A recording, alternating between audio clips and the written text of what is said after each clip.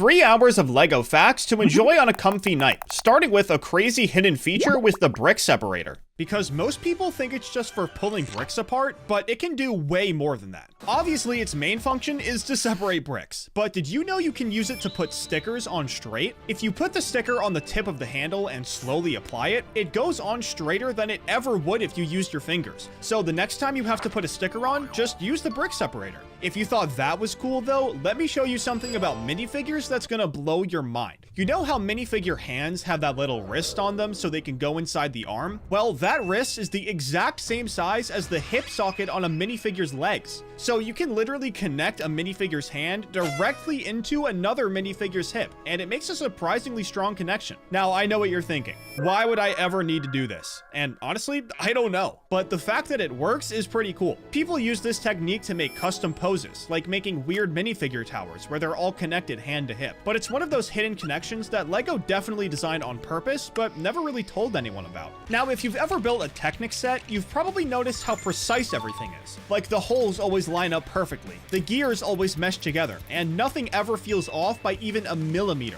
Well, there's actually a reason for that, and it's because of something called modules. One LEGO module is the distance from the center of one stud to the center of the next stud, and it's exactly 8 millimeters. Every single Technic piece is designed using this measurement, which is why everything fits together so perfectly. Once you know about this, you start to realize just how much thought LEGO puts into making sure every single piece works with every other piece, even ones that came out 20 years apart. All of these techniques are sick, but now let's talk about hidden features in actual LEGO sets, starting with one of the coolest modular buildings ever made, the detective's office. This set has a secret storage compartment hidden behind a picture frame on the wall, and you can actually open it up and store stuff inside of it. This is one of those features that's super easy to miss if you're not paying attention while you're building, but once you know it's there, it makes the set so much better. But the detective's office isn't the only modular building with a hidden feature. The Brick Bank has one of the funniest play features LEGO's ever made, and it has to do with money laundering. The set has a laundromat on the first floor that's connected to a vault. There are 4 machines in total, but one of them is red while the other 3 are blue. That red piece is there to let people know that that machine is out of order, but that's actually a lie. Whoever owns this place is using that machine to launder money into the safe. When you put a piece into that machine, it comes out on the other side and goes right into the vault. So not only is this a perfect representation of money laundering, but it's a play on words too, because to launder money, you have to make sure it's clean first. Get it? Clean, washing machine. Anyways, clearly LEGO goes pretty hard for their modular building sets. So let's look at another one, the Natural History Museum. In this set, there's a minifigure of a window washer hanging off the side of the building, and that minifigure is actually based on the guy who designed the set, Chris McVie. He literally put himself into the set as a minifigure, which is such a cool way to sign your work. Most people would never notice this unless someone told them, but now that you know about it, it's a cool fact you can tell your friends. This isn't even the only set Chris has put himself into though, because he's also in the police station set from the modular buildings theme. In the LEGO world, the police station has a donut thief. We can see who it is from a picture on LEGO's website, and if we look at this picture of Chris from the instructions, there's no doubt about it. It's definitely him. Cool features like these aren't just in modern LEGO sets though. LEGO's been hiding secret features in their builds for decades. Nothing quite like a minifigure cameo, but they're still there. A lot of the classic sets from the 80s and 90s have hidden trap doors built into them. The fire-breathing fortress has one that drops enemies into a dungeon with a dragon inside of it. Features like this were way ahead of their time, and they're a big reason why people still love these old castle sets. So of course, LEGO had to keep it going in the Lion Knights castle set from 2022. This set has a million different details I could talk about, but I just want to focus on one. The set is made up of 2 giant builds put together, and when you take them apart, you can find a secret room at the bottom of it. This is already pretty sick, but this secret room can actually be accessed from a few different points. The first one is a food stand that's secretly a trap door. Once you see it move, you notice the hinges on the ground, but if you didn't know about it, it would actually blend in really well. The second access point is a cave that leads to water at the bridge of the castle. When the 2 giant builds are connected, the cave and the room are right next to each other, so it's a perfect pathway. If you're making your own build though, and want to add some cool features, these next few techniques will help you out a lot. If you want to make a sliding door or a secret drawer, the key is using tiles. Since they don't have any studs on top, they have no clutch power, which means they can slide really smoothly against other pieces. So if you build a drawer or a door using tiles, it'll open and close way easier than if you used regular bricks. There's actually a perfect example of this in the LEGO Minecraft Skeleton Dungeon set. The only reason the skeleton spawner in the corner is so smooth is because there are only tiles around it. If they used plates instead, it probably wouldn't even work. Another technique that's super useful is using hinged plates to create opening walls. If you've ever seen a modular building that opens up to show the interior, like the one in the Lion Knight's castle, odds are it's using hinged plates. You can attach them to the side of a build, and then the entire wall will swing open like a door. This is one of those techniques that seems complicated at first, but once you try it, you'll realize it's actually really simple, and it makes your build so much more functional. But what if you want to make something posable, like a dragon or a robot? Well, the secret is using Technic ball joints. These pieces can create movable arms, legs, and pretty much any other articulated feature you can think of. The ball joints give you way more freedom than regular hinges, and they're strong enough to hold their position even when you're moving the build around. This is one of those techniques that separates beginner MOC builders from advanced ones, so if you're trying to level up your building skills, definitely start experimenting with ball joints. Okay, this next technique might be a little illegal, but it's genuinely so underrated. LEGO makes this stuff called FlexTube, and you can do some pretty crazy stuff with it. A guy named Will F. posted an article on Brick Nerd in 2021 showing just how capable this tube really is, and it's really surprising. Will was making a trolley, and on the bottom, he put minifigure hands inside FlexTube to stretch them across the width of the trolley. This is some real brainiac stuff, but there's still more. Will came up with a way to make a double-sided plate piece using FlexTube, and this is where the possibly illegal stuff comes in. He took an X-Acto knife and cut the flex tube to some very specific measurements. Then he put it in the backside of a plate piece and connected another plate to it. Now, is this illegal? We don't really know, but one thing's for sure, it's sick. Alright, let's get back to hidden features in actual sets, because I know we all love those. The Christmas Penguin set has a secret snowflake hidden in the base of the build that you'd never even know was there unless you built the set yourself. It doesn't serve any purpose, it's just there to look cool, and honestly, that's what makes it so special. LEGO could have just made the base solid, but instead they added this little detail that most people will never see. It's stuff like this that makes you realize just how much LEGO cares about their designs. Another set with a hidden feature is Regana's Magic Shadow Castle from the Elves theme. The front of the set has these giant doors with a walkway leading up to it, and if you put a minifigure on the walkway and just move it forward, it slides forward and the doors open up with it. But if you want a set that's all about secret compartments, the Dot Secret holder was basically made for that. The cat-shaped holder has 2 secret compartments hidden in the body, so you can store jewelry, candy, or whatever else you want to keep safe. The best part is that the compartments are actually pretty hard to find if you don't know where to look, so it works as a legit hiding spot. This next secret compartment isn't as useful for stuff in real life, but if you want to hide some golden LEGO coins, it's perfect for that. It's in the King Leo's Castle set from the year 2000, and along with booby traps, chest catapults, and gate droppers,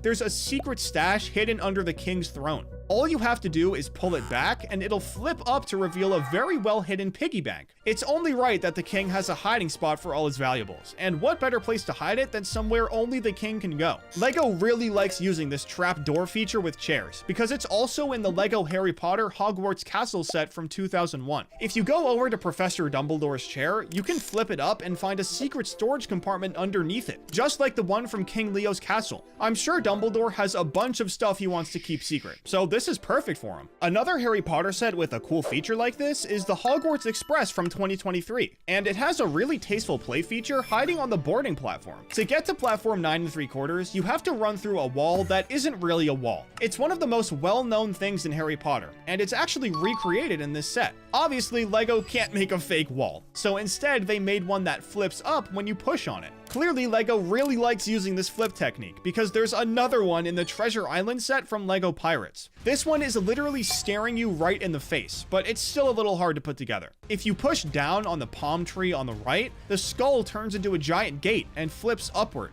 Once you know it's there, it's really obvious, but if you don't know about it, it's not the easiest thing to spot. Okay, wow, that was a lot of hidden stuff in sets. So now let me show you some pieces you can use as tools while you build. There's a piece called the spanner wrench that only comes in certain sets, and it can actually be used as a tile remover. So it's basically a mini brick separator that your minifigures can hold. I don't know if LEGO designed it like this on purpose, but it works surprisingly well. If you want something more precise though, the dot sets come with 3 different tile removing tools, including 2 that are shaped like keys. These tools are designed for tile surgery, which means you can remove individual tiles without messing with any of the ones around them. If you've ever tried to fix one tile in a sea of tiles, you know how frustrating it can be to remove just one without messing up the rest. So these tools are genuinely game-changing. This last technique technically doesn't use Lego pieces, but it works perfectly with Lego. A lot of MOC builders use regular rubber bands inside their builds to make spring-loaded trap doors and other mechanisms. The rubber bands create tension, so when you release the mechanism, it snaps back into place automatically. This is one of those techniques that feels like cheating, but Lego themselves have actually used it before. In the Lego Star Wars X-Wing set from 2012, there's a knob on the back that controls the tension of 2 different rubber bands. It's used to change the X-Wing from regular mode to fighting mode, so it really is a good technique. Both of these sets are in the modular buildings theme, and in case you didn't know, this theme has one of the most in-depth plot lines out of any Lego branded theme. But for now, I want to focus on the artist in the Parisian restaurant. I talked about this artist in a different video, and how he's basically based on Piet Mondrian, the man behind the inspiration for Lego's original colors. But his minifigure counterpart can do a lot more than just paint. On page 93 of the instructions for the Natural History Museum set, you'll find an interesting piece of lore about the pottery. It reads, "These highly detailed replicas of ancient pottery were created specifically for the museum by the artist living above 10243 Parisian Restaurant."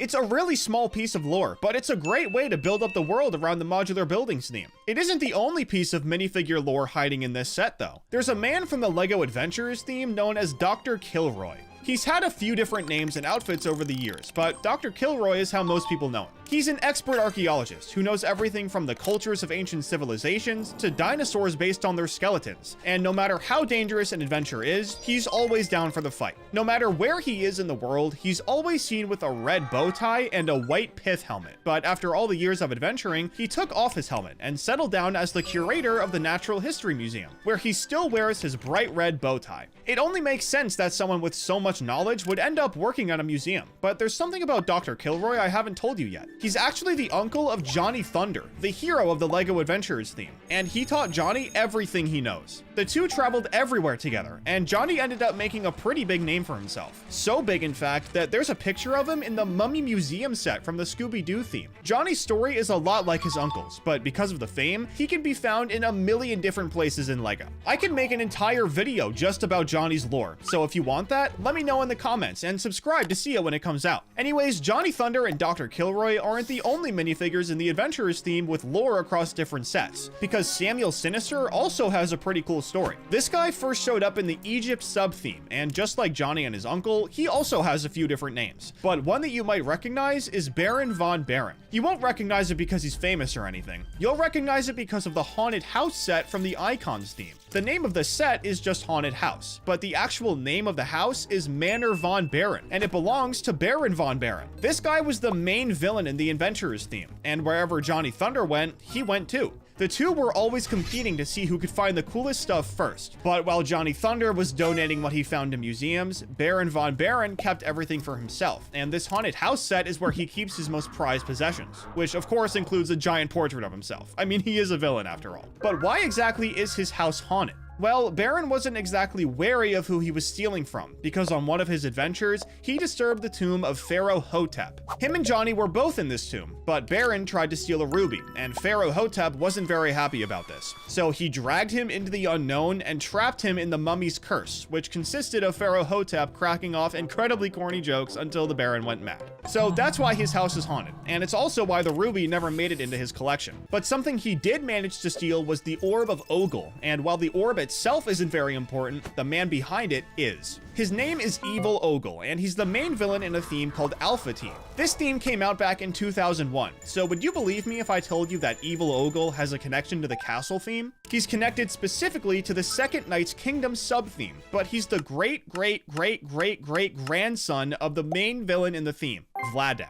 Now, even though the second Knights Kingdom sub-theme came out 3 years after Alpha Team, the story in the LEGO universe goes back 6 generations, since Vladek is from medieval times and Ogle is from the future. But how do we even know this is true? Well, the LEGO Club used to interview minifigures, and they interviewed Ogle back in 2005, along with him saying he's changing his name to Misunderstood Ogle because nobody understands him. Bro's emo, I guess. He also says that just like great-great-great-great-great-grandfather Vladek, he hates summer. Now, I have no idea why this guy hates summer, so if you do, let me know in the comments. But this is the perfect example of a fun little piece of lore hiding deep within LEGO. The best pieces of lore in LEGO, though, are the ones that LEGO themselves don't even talk about. Over the years, we've seen different minifigures live out their entire lives across different sets. And when LEGO does this, they don't even say a word. One of the most popular examples of this is the baby from LEGO City. We first saw him in the Fun in the Park set from 2016. Then 2 years later, we saw him and his parents go camping in the Pickup and Caravan set. And to end it off, we saw him go camping with a family of his own in the Holiday Camper Van set from 2021. These 3 sets were released over the course of 5 years, and all 3 of them showed this guy at 3 different stages in his life. But the thing is, not every minifigure's life is this peaceful and happy. This guy got to live his life going camping with family, but the skater minifigure had a much worse fate. He made his appearance in Series 1 of the collectible minifigure packs, all the way back in 2010. But by 2015, he'd somehow died and turned into a zombie. I don't know where this guy was for this to happen to him, but in 2015, LEGO released a book called I Love That Minifigure, which came with the zombified skater as an exclusive. Obviously, this is a pretty dark plotline for a minifigure, but unfortunately, this is nothing out of the ordinary for LEGO, because they did something similar with 2 other minifigures too. The first one I'll talk about is the Lumberjack. This guy came in Series 5 of the minifigure packs, which came out in 2011. Now, the thing about these minifigure packs is that after a few years of making them, LEGO started giving some of them themes and making every minifigure match that theme, like how Series 26's theme was space, and how Series 14's was Halloween themed. But if you look closely at the werewolf minifigure in Series 14, you'll probably notice how similar his outfit looks to the Lumberjacks from Series 5. And that's because it isn't just similar, it's the same outfit on the same guy. The werewolf even has the name tag on his shirt to prove it. At least the Lumberjack got to live though, because I can't say the same for an underwater diver in the Aqua Raiders theme. Now, I'm not sure exactly which diver this is, but if you look at this picture of the Portal of Atlantis set from the Atlantis theme, you'll see this skeleton with a helmet on laying in front of the gate. And if you look closely at the helmet, you'll see that it's the exact same kind the divers in Aqua Raiders wore, which means this skeleton is a dead diver from Aqua Raiders. I guess one of them was able to make the discovery of a lifetime, but unfortunately, that meant their lifetime had to be cut short. Now, the Portal to Atlantis set was literally the first set in the Atlantis theme, so if we skip ahead about 20 sets to the Deep Sea Raider, we can find another piece of minifigure lore. But for it to make sense, I have to tell you about a man named Dr. Brains.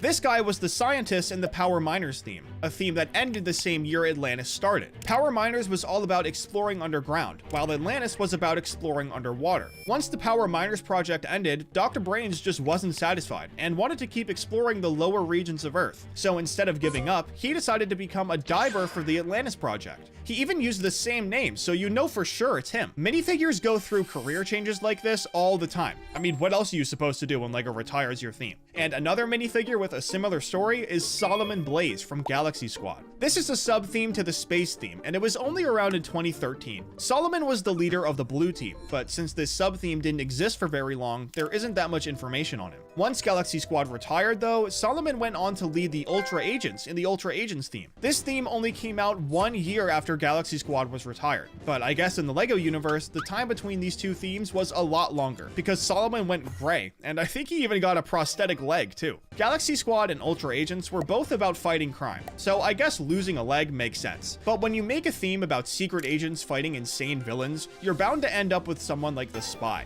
This guy's story is very hard to follow, so I guess he's really good at his job. He was first released in Series 16 of the minifigure packs, but according to LEGO, he's been around for way longer than that. We just never knew it. The official description for him is on Brickopedia, and the original source from LEGO's website is gone. So LEGO's accidentally doing a really good job of covering up his past, which is very fitting. His description says that he's codenamed Agent A, and that his first recorded mission was for an organization called Alpha Team. Several years later, he was spotted infiltrating the volcano lair of Dr. Inferno shortly before its implosion. Although presumed lost in the line of duty, he resurfaced in the daring rescue of captured Galaxy Squad pilot Solomon Blaze from alien bugoids before disappearing once again. Now, there are absolutely no visuals for this, which is why it's so hard to follow. I mean, the only set that got named was the volcano base in the Agents theme, and of course, since he's a spy, he's not on the list of minifigures that come with this set. The spy is one of the most elusive minifigures in all of LEGO, and since literally every theme he's involved with is retired now, it's gonna stay that way.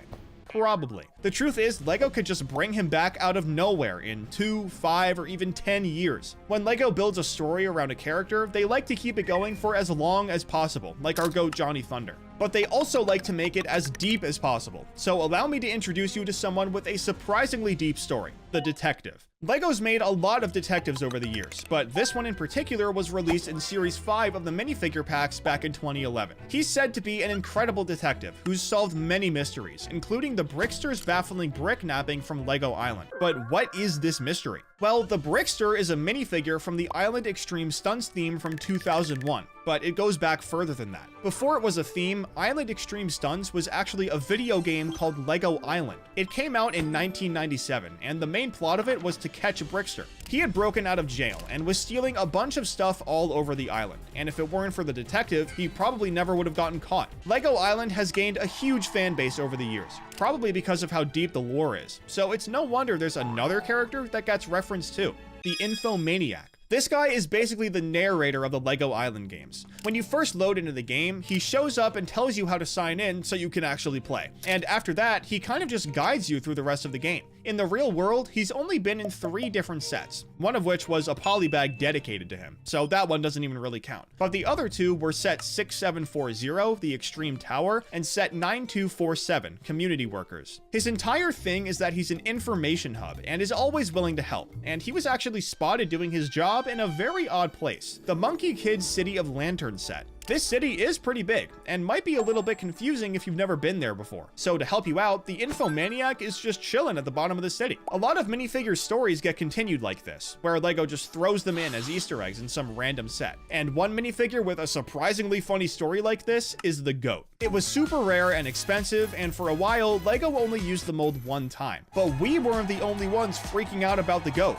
Minifigures were too. Originally, the GOAT was only in the Mill Village Raid set from 2011, and as the years went on, more and more people started to realize that this was the only time LEGO used the actual mold for the minifigure, let alone the minifigure itself. Because of this, it got super popular, and LEGO literally never said a word about it. That is, until they released the Ninjago City Market set in 2023, and they finally broke the silence. One of the stickers in the set shows someone looking for a missing goat. A lot of people took this as a hint that the goat would finally be coming back, and they were actually right. In January of 2024, LEGO put the goat in Series 25 of the minifigure packs, making it the second LEGO product to use the goat mold. It doesn't end there though. Just a few months later, LEGO released the Medieval Town Square set, and one of the stickers in that set shows that someone put the goat they were selling on sale. This was obviously because LEGO put it in the Series 25 pack, and since it was finally back, prices for the goat had gone way down. See what I mean now? Even the minifigures were tapped in.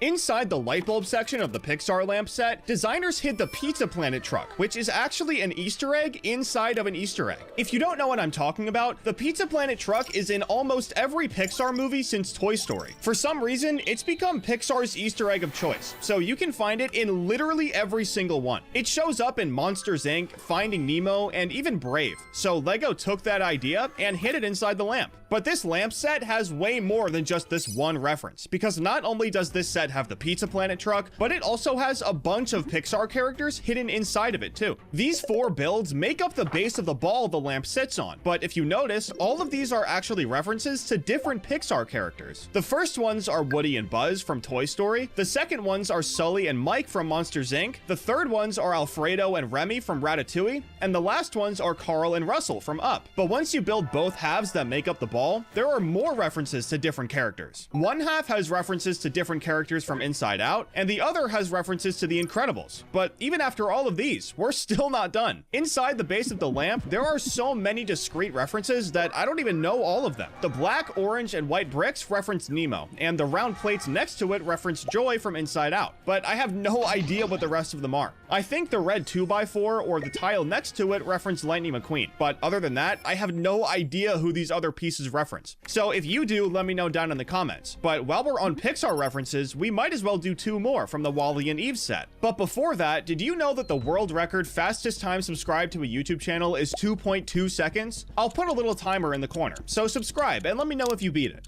But getting back to the WALL-E and Eve set, there's nothing special on the outside, but if you've seen WALL-E, you know what we're looking for is on the inside. In the movie, WALL-E spends all of his time compacting trash into perfect cubes and making giant skyscrapers out of them. And in this Lego set, you can actually find one of these cubes inside of WALL-E. And again, if you've seen the movie, you already know it's inside Eve. When you open her up, you'll find a nice little plant, which is literally the only reason the plot of the movie happened in the first place. So there's no way Lego could have left it out. Enough Pixar references though. Let's move on to the Monkey Kid Megapolis City set, so I can show you something that definitely doesn't belong there. Now, this set has references to a bunch of different themes, but most of them are in places where you can actually see them, except for one. You have to take some pieces off to find it, but once you do, you'll find a Bionicle mask hidden underground. But why is it there? Well, this mask in particular was worn by Onua, the Toa of Earth, so it makes sense why his mask would be buried underground. If you know anything about the Monkey Kid theme though, especially when it comes to this set, you know that there are way more references than some random Bionicle mask. There's a Lego vending machine, the brick-built duck referencing the wooden one Lego used to make, and way more. But there's a really subtle one hiding in plain sight around the elevator. And no, I'm not talking about the giant picture of the classic astronaut, I'm talking about the blue piece right above it. The minifigs on this piece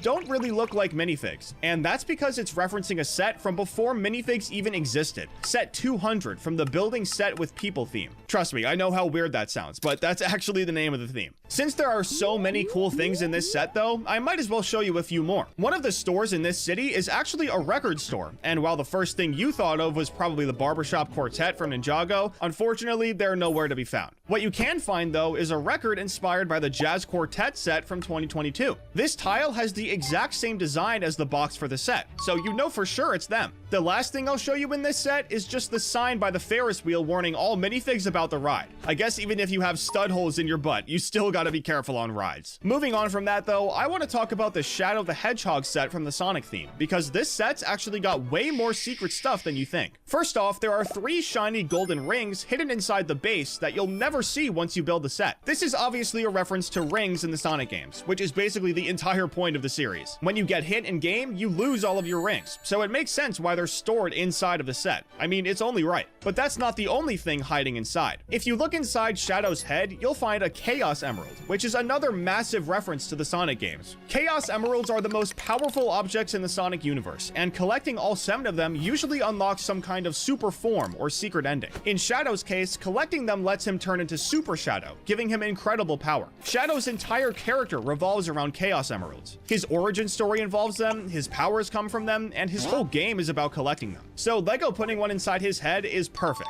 But along with this emerald, there's also a red crab inside his head, and this one represents the enemy Crabmeat from the Sonic games. Crabmeat is one of the most iconic villains in the series, and he's been around since the very first Sonic game back in 1991. It's not the most threatening enemy by any means. It just walks back and forth and shoots little projectiles at you. But it's definitely memorable, because it's one of the first enemies you see in the Green Hill Zone. But Shadow isn't the only Sonic set with multiple references, because the Team Sonic command truck is hiding a few too. This set just came out in August of this year, and just by looking at it, you can tell this truck is absolutely decked out. It's got a dining area, a ping pong table, and a gaming room with some huge speakers. But look, the last person who was playing video games was playing Sonic Adventure 2, because the Chaos Garden is literally right there on screen. This was such a freebie for Lego that honestly, I would have been a little disappointed if they didn't do something like this for this set. But remember, I said there are multiple references in this set, so let me show you the other one. The license plate for the truck says Green Hill 1991, which is obviously referencing the year the first Sonic game came out. It's pretty basic, but it's another one that we're all happy to see.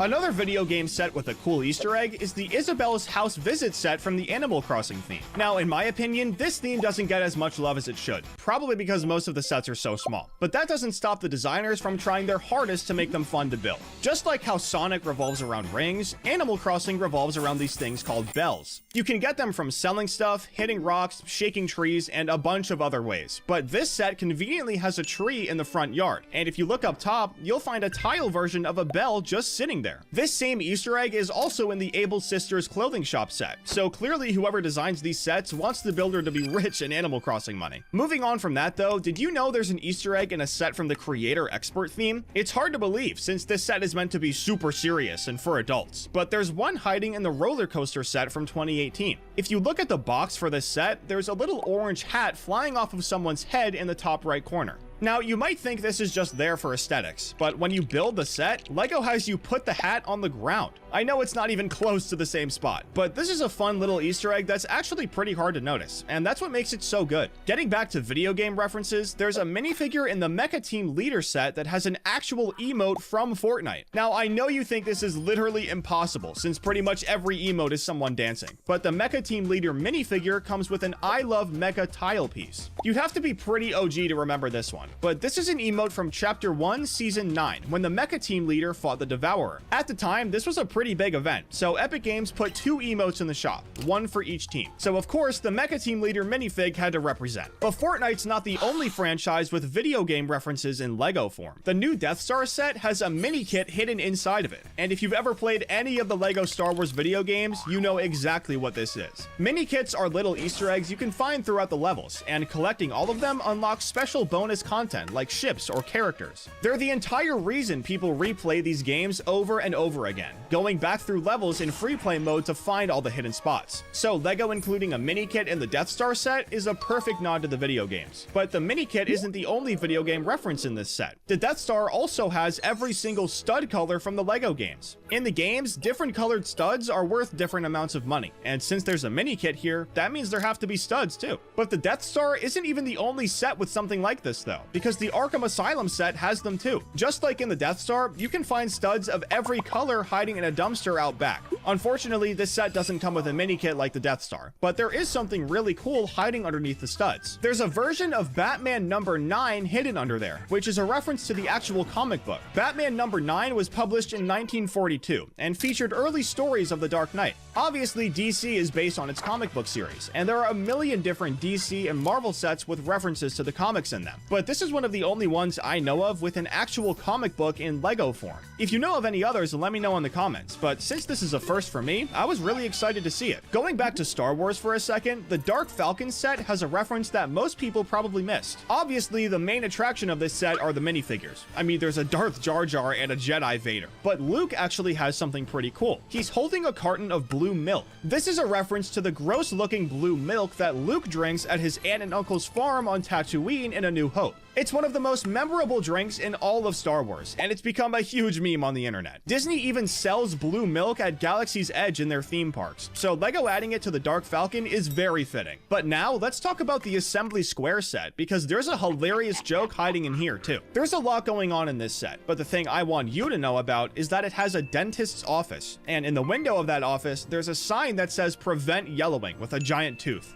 Now, I don't know if this is a joke about certain pieces yellowing over time, or a sarcastic joke about yellow Lego heads, or something else, but either way, it's pretty funny. Anyways, the last set with some cool references I want to show you is the Game Boy set. This set actually just came out, so of course, die-hard fans had to find everything they could in it. One of the coolest ones to me was the serial number. Now, usually when Lego hides something in a serial number or a license plate, it's pretty easy to figure out, but this one genuinely took me a second. If you get rid of the G and split the serial number even down the middle, you get 1989 and 0421. And this is actually the exact date the Game Boy first came out in Japan, April 21st, 1989. Since the numbers weren't separated, it took me a second to realize what was going on, but all that means is that it's a great little Easter egg. Johnny wasn't a main character in the movie at all, so to find him, you have to look very closely at the Cuckoo Land scene, specifically at the part where Emmett gets shoved into the dog to assemble all the master builders. Right when Emmett's at the door, you can see a man with a very familiar Australian hat walking inside, but this isn't proof of anything yet. For that, just skip forward a few seconds, and you'll see the same guy taking a seat inside the doll, and that is without a doubt Johnny Thunder. But here's where it gets funny. He doesn't actually get to do anything cool. When the super secret police attack Cloud Cuckoo Land, Johnny Thunder pretty much gets trampled by the Orb of Titleist, so he's only on screen for like 2 seconds. But even though he got absolutely destroyed, fans didn't care. Just seeing him again after so long was enough to make them happy.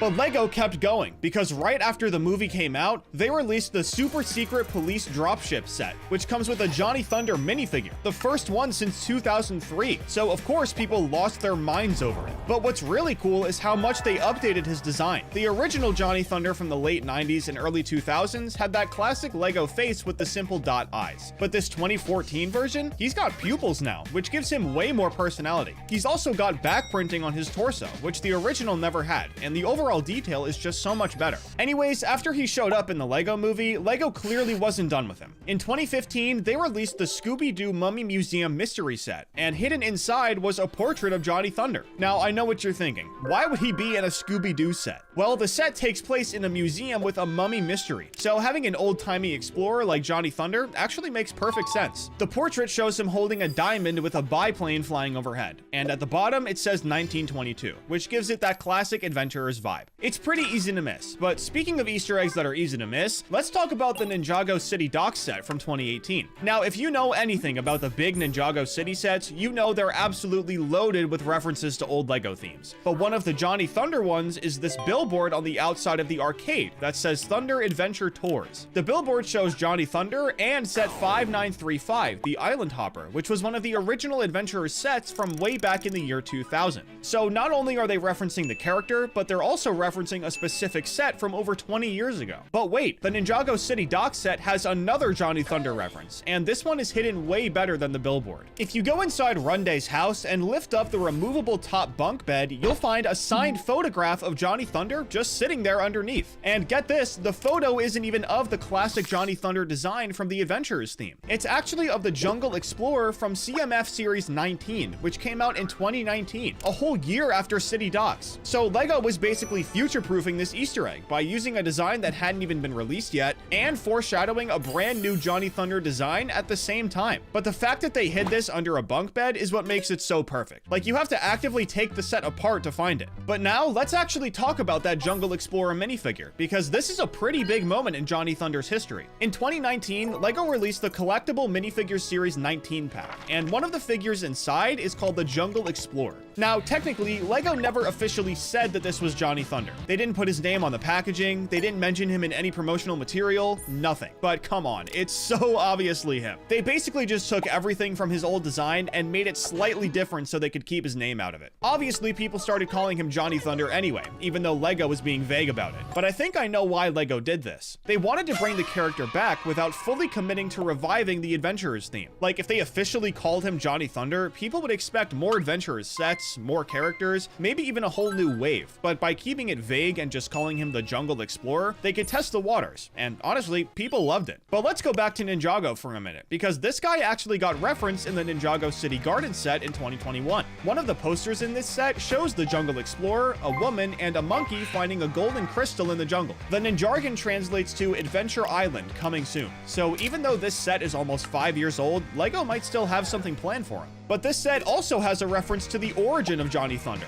and I don't mean the Adventurers theme. To find it, you have to go to the gift shop attached to the museum, and inside you can find a tile with someone who kind of looks like Johnny Thunder, but isn't. Obviously, we all know he's based on Indiana Jones, but that's not who this is either. This is actually Niels Milan Peterson, a LEGO designer who created the Adventurers theme. We all have this man to thank for giving us one of the most goated minifigures in LEGO history. So I wonder why he's in the gift shop and not the actual museum. Anyways, there's one last Johnny Thunder appearance I want to show you in Ninjago, and it's in the Ninjago City set from 2017. One of the buildings in this city is a comic book shop, so along with selling comics, the store also sells trading cards. All of these cards are references to different themes, but the one in the top left is clearly supposed to be Johnny Thunder. This is one of the most subtle references by far, but if you thought that was else cool, just wait until you hear about the Haunted House set from 2020, because it's themed around Baron Von Baron's cursed mansion. Now, if you know anything about the Adventurers theme, you already know who Baron Von Baron is. He's Johnny Thunder's arch nemesis. Like, literally every adventure Johnny Thunder went on, the Baron was there trying to steal the treasure or sabotage him. So this entire Haunted House set is filled with artifacts that the Baron stole over the years. And I'm not exaggerating when I say this set is packed with references. First, there's the Rigo Ruby, which is one of the most iconic treasures from the Adventurers theme. Then there's a Sphinx head that's directly from set 5978, which was a part of the Egypt sub-theme. There are Anubis heads from set 5938, and there are even references to Pharaoh Hotep, who is another major villain in the Adventurers theme. So even though Johnny Thunder himself isn't physically in this set as a minifigure, his presence is absolutely everywhere. Instead of putting Johnny Thunder in the set, they made the entire thing about his relationship with his enemy. This set is about his past, but the Dino theme is about his future. LEGO released this theme in 2012, and it was all about exploring jungles and finding dinosaurs. The main character of this theme is Josh Thunder, and at first you might think the last name is just a coincidence, but it's not. In the LEGO book from 2012, LEGO actually confirmed that Josh Thunder is a direct descendant of Johnny Thunder. They even designed him with similar facial features and outfit styling, so it's clearly intentional. But here's the thing, the Dino theme only lasted for 1 year. It came out in 2012 and was gone by 2013, so most people probably forgot Josh Thunder even existed. It was a cool way to keep him relevant, but if we're gonna talk about relevance, then I need to talk about Legoland.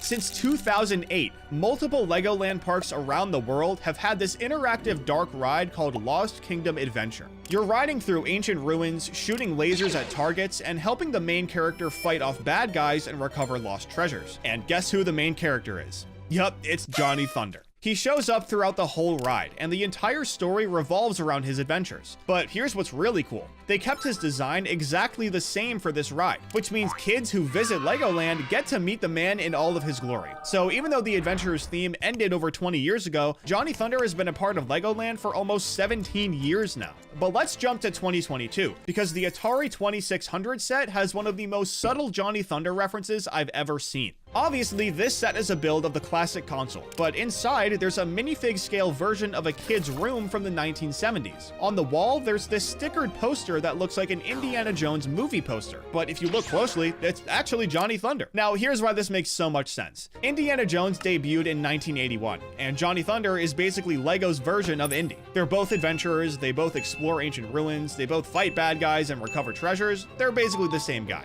However, LEGO couldn't actually put Indiana Jones in the set because of licensing issues, but they could use Johnny Thunder as a stand-in reference. And honestly, it's perfect. If you're not paying attention or you don't know your LEGO lore, you might look at it and be confused by the name, so it actually works really well. Another modern set where our goat snuck in is in the Monkey Kid City of Lanterns set from 2022, and it has another reference that's super easy to miss. Just like the Ninjago City docks, there are references to old LEGO themes everywhere, but one that specifically connects to Johnny Thunder is in the LEGO store section of the set. There's a sticker that shows the box art for set 5988, Pharaoh's Forbidden Ruins, which was part of the Adventurers Egypt sub-theme. Now, obviously, this is directly connected to Johnny Thunder's lore, since he was the main character of that entire theme. But what's cool is that this sticker is just one of many references to classic LEGO sets. It's surrounded by other box art stickers, so it's not like Johnny Thunder is the main focus. But for the fans of the Adventurers theme, it's a nice little reminder that LEGO hasn't forgotten about it. Alright, so now I want to talk about one of the most interesting references on this entire list, and that's the museum curator in the Natural History Museum set from 2023. This guy is actually Dr. Kilroy, and even though LEGO never officially said that this was true, it's pretty obvious. He's got the round glasses, the facial hair, and of course the red bow tie. And if you know anything about the Adventurers theme, Dr. Kilroy is Johnny Thunder's uncle and partner. He showed up in a bunch of the original Adventurers sets, especially set 7415, the Aero Nomad, and the museum curator looks almost identical to that version of him. But Dr. Kilroy isn't the only Adventurers character who made a comeback in 2023. The Orient Express set has Pippin Reed as one of the passengers. Now again, LEGO never officially confirmed that this is Pippin Reed, but come on, it's so obvious. In the Adventurers theme, she was Johnny Thunder's photojournalist partner. She was always documenting his adventures and taking pictures of all the cool stuff they discovered, so including a pen with her makes perfect sense. And just like with Dr. Kilroy, this is another if you know you know Easter egg. So so it's definitely not for everyone. But now let's talk about 2024, because this is when Johnny Thunder made his official return to LEGO, or should I say his 2019 counterpart did. First up is the Jungle Explorer ATV set, which funnily enough is in a sub-theme named after the Johnny Thunder lookalike. So LEGO really is doing everything but bringing back the Adventurers theme. This is the smallest of the 3 Jungle Explorer sets that came out in 2024, and it comes with a minifigure, an ATV, and a red panda habitat. Obviously, this is the same minifigure as the one from CMF Pack 19. I mean, they have the exact same name. But like I said, this isn't the only set he's in from 2024. He's also in the Jungle Explorer off-road truck set. This is one of the mid-sized sets in the Jungle Explorer wave, and it has the exact same Johnny Thunder minifigure as the ATV set. LEGO kept this little sub-theme going into this year, but none of the other sets have this minifigure. When you look at a box for a LEGO set, obviously the main things you'll notice are the set you're going to build on the front, the LEGO logo, and maybe a few other things. But Bailey Fullerton decided to do a complete breakdown of the anatomy of LEGO boxes on BrickNerd, and he gave us some really cool information. Near the barcode where the set gets scanned in stores, there's another white box with a line of numbers and a letter. Now, this may seem like some random serial number that has nothing to do with you, which honestly it kind of is, but if you know where some of LEGO's manufacturing factories are, you'll be able to tell where that set in particular was made by the letter in the serial number. This set has the letter G, which means it was made in Jiaxing, China. The other 4 known LEGO factories are in Nyíregyháza, Hungary, Ciénaga de Flores, Mexico, Kladno, Czech Republic, and Perkersdorf, Austria, and they all have their own corresponding letter. The numbers also tell you the day, week, and year the set was made, so you can know exactly when it was made too. So the next time you buy a LEGO set, check out that serial number. But if you're buying a set with this pattern trim on the bottom, you're really gonna want to check that out, because most of the time, LEGO hides stuff like that guitar I mentioned in the intro. That one in particular is on the box for the Fender set from the Ideas theme, but this box design is used on loads of sets from different themes. It's in Marvel, DC, Icons, and way more. But if it's on that many sets, then surely there are a million little Easter eggs to find, right? And I'm about to show you all of them? Well, no. I was only able to find them on like 4 different sets, including the Fender set, but don't worry, they're still really cool. The next one I'll show you is on the box of the Luke's helmet set from LEGO Star Wars, and unlike the guitar on the Fender set, this one isn't just sitting right there on the front. Instead, it's on the bottom of the box, and there you'll find a pair of blacked out lightsabers. As you'll learn as I keep showing you these types of hidden details can be literally anywhere on the box, so if you're gonna go looking for some yourself, make sure you check the entire thing. Anyways, there's also something hiding on the bottom of the box for the Iron Man helmet set too. This one is a lot easier to spot, but there's a version of Iron Man's helmet sitting on a pedestal on this one. Now, both of these helmet sets have pretty small boxes, so they only had 1 Easter egg apiece. But when you look at something like the LEGO Batman Arkham Asylum set, it's a completely different story. This set has almost 3,000 pieces, so the box for it is pretty big. And that means there's way more than just 1 Easter egg hiding on the box. We've got the Batarang, Wonder Woman's Lasso of Truth, Batman's cowl, Diana's sword, Green Lantern's ring, Aquaman's trident, and a very hard to see Flash's cowl on the corner. Apparently, there's also a piece of kryptonite somewhere, but since I don't own this set, unfortunately I wasn't able to find it. LEGO does way more than just hide little items like this though, and what they did for the roller coaster set from the Creator Expert theme is probably one of the coolest packaging Easter eggs they've ever done. In the top right corner of the box, you can see an orange hat flying off of someone's head, and when you actually build the set, LEGO has you put that same hat on the ground. Obviously, where the hat landed isn't anywhere near where it flew off the person's head, but I absolutely love how LEGO tied their box art into the actual build for the set. Another type of box art LEGO does is actually on the inside, and the best examples of this are the Bugatti Chiron and Lamborghini Sián sets. So I'll start with the Bugatti.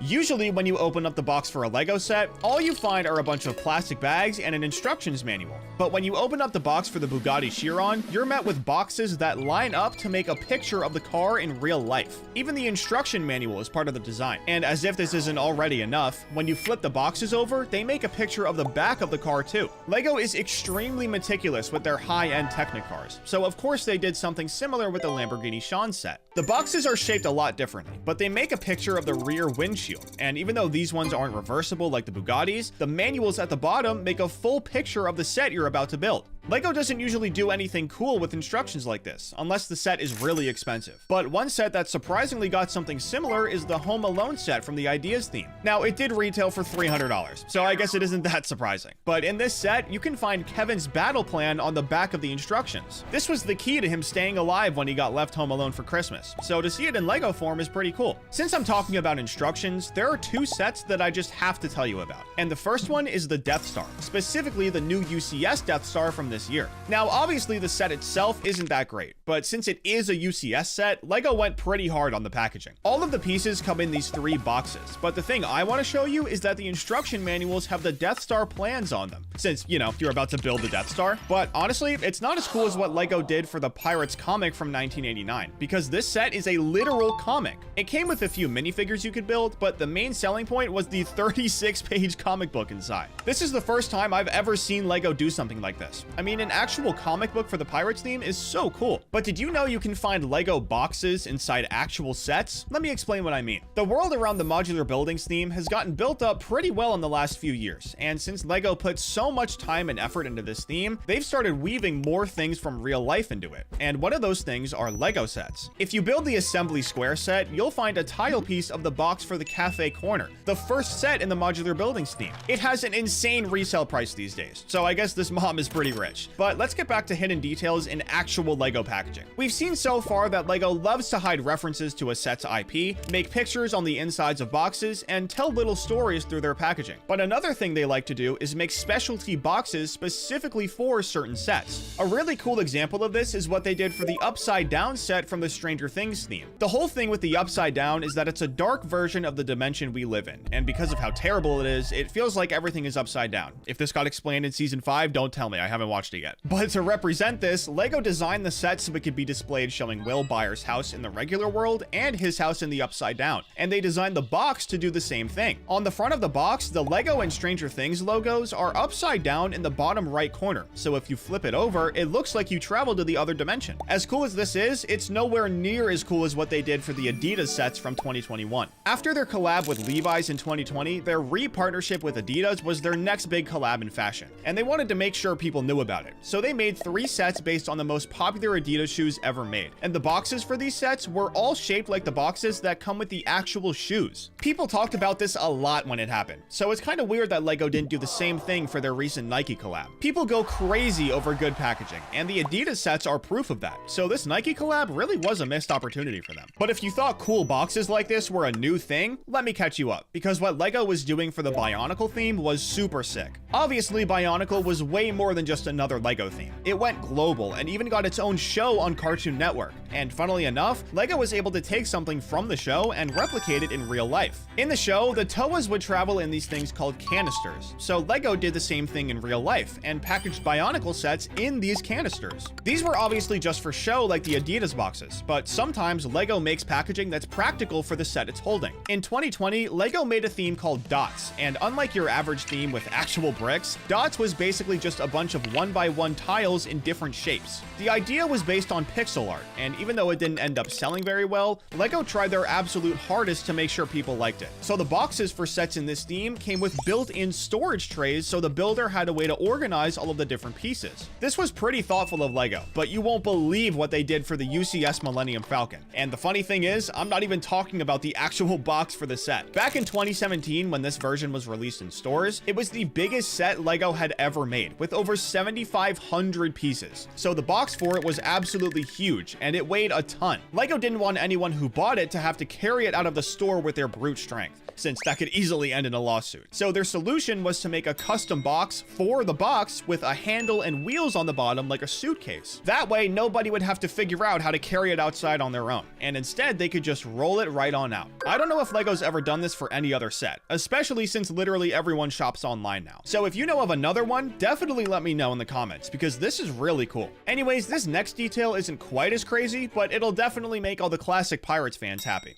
This theme ran for over 25 years, and when it ended in 2015, a lot of fans were left without one of their favorite themes ever. But it wasn't over yet. In 2020, the Pirates of Barracuda Bay set released in the LEGO Ideas theme, which meant that a fan's take on classic pirates had actually managed to pass LEGO's review. But that's not the cool part. The cool part is that instead of using the newer box design from 2015, LEGO used the OG box design from back in the day, with the name in the top right corner and everything. Obviously, fans who lived through the Pirates era were super happy to see this, so when LEGO released the El Dorado Fortress set in the Icons theme in 2023, they used the old design again. So far, this is the only Pirates set in the Icons theme, so if they ever release another one, hopefully it'll have that same classic box design we all know and love. Moving on from that though, did you know there's a way to tell which minifigure you're getting in CMF 25? Obviously, the whole thing with these minifig series is that they're blind boxes, so you never know which minifigure you're gonna get. But apparently there was a way to tell for Series 25, and it actually ties into that serial number from the beginning of the video. Now, I have no idea if any of this is true, but apparently 4BricksTall on TikTok was able to get their hands on serial numbers from each country that tell you which minifigure you're getting. Once you know which country corresponds with the letter you have, you can scan the QR code and the first 7 numbers will tell you which one you have. Now, again, I have no idea how true this is, but when they opened up their pack on TikTok, they had the right one, so I guess it worked once. If any of you have tried this out, I would love to know if it actually worked, but before you tell me, let me show you something insane about the packaging for the LEGO Star Wars Skywalker Saga video game. Unfortunately, this was only a thing for the deluxe edition, and obviously you had to have a physical copy to be able to experience this. But when you take off the cover sleeve, you actually take off Darth Vader's mask and reveal what he looks like underneath. This is another brand new thing to me that I've never seen LEGO do, and when I saw it for the first time, I thought it was really sick. Certain minifigures in 1978 had stickered torsos instead of printed ones. That's right, before LEGO figured out how to print designs directly onto plastic, they just slapped stickers on the torsos instead. The kids of that era absolutely hated them because after a few months, the stickers would peel off at the edges, collect dirt, and just look terrible. But now, collectors want these stickered torsos more than anything because they're so rare. Most of them got destroyed or the stickers fell off completely, so finding one in good condition is like finding treasure. But if you want to talk about cool printing details, let's talk about classic space sets. A lot of these sets from 1978 to 1987 had a brick with their set number printed right on the hull, like LL928 on the Galaxy Explorer from 1979. The LL stood for Legoland because space was originally part of the Legoland theme before it became its own thing. LEGO stopped doing this in 1987 when the new era started with Futuron and Blacktron. It's one of those details that makes classic space sets feel more authentic and connected. However, there's one part of classic space that might not be so authentic: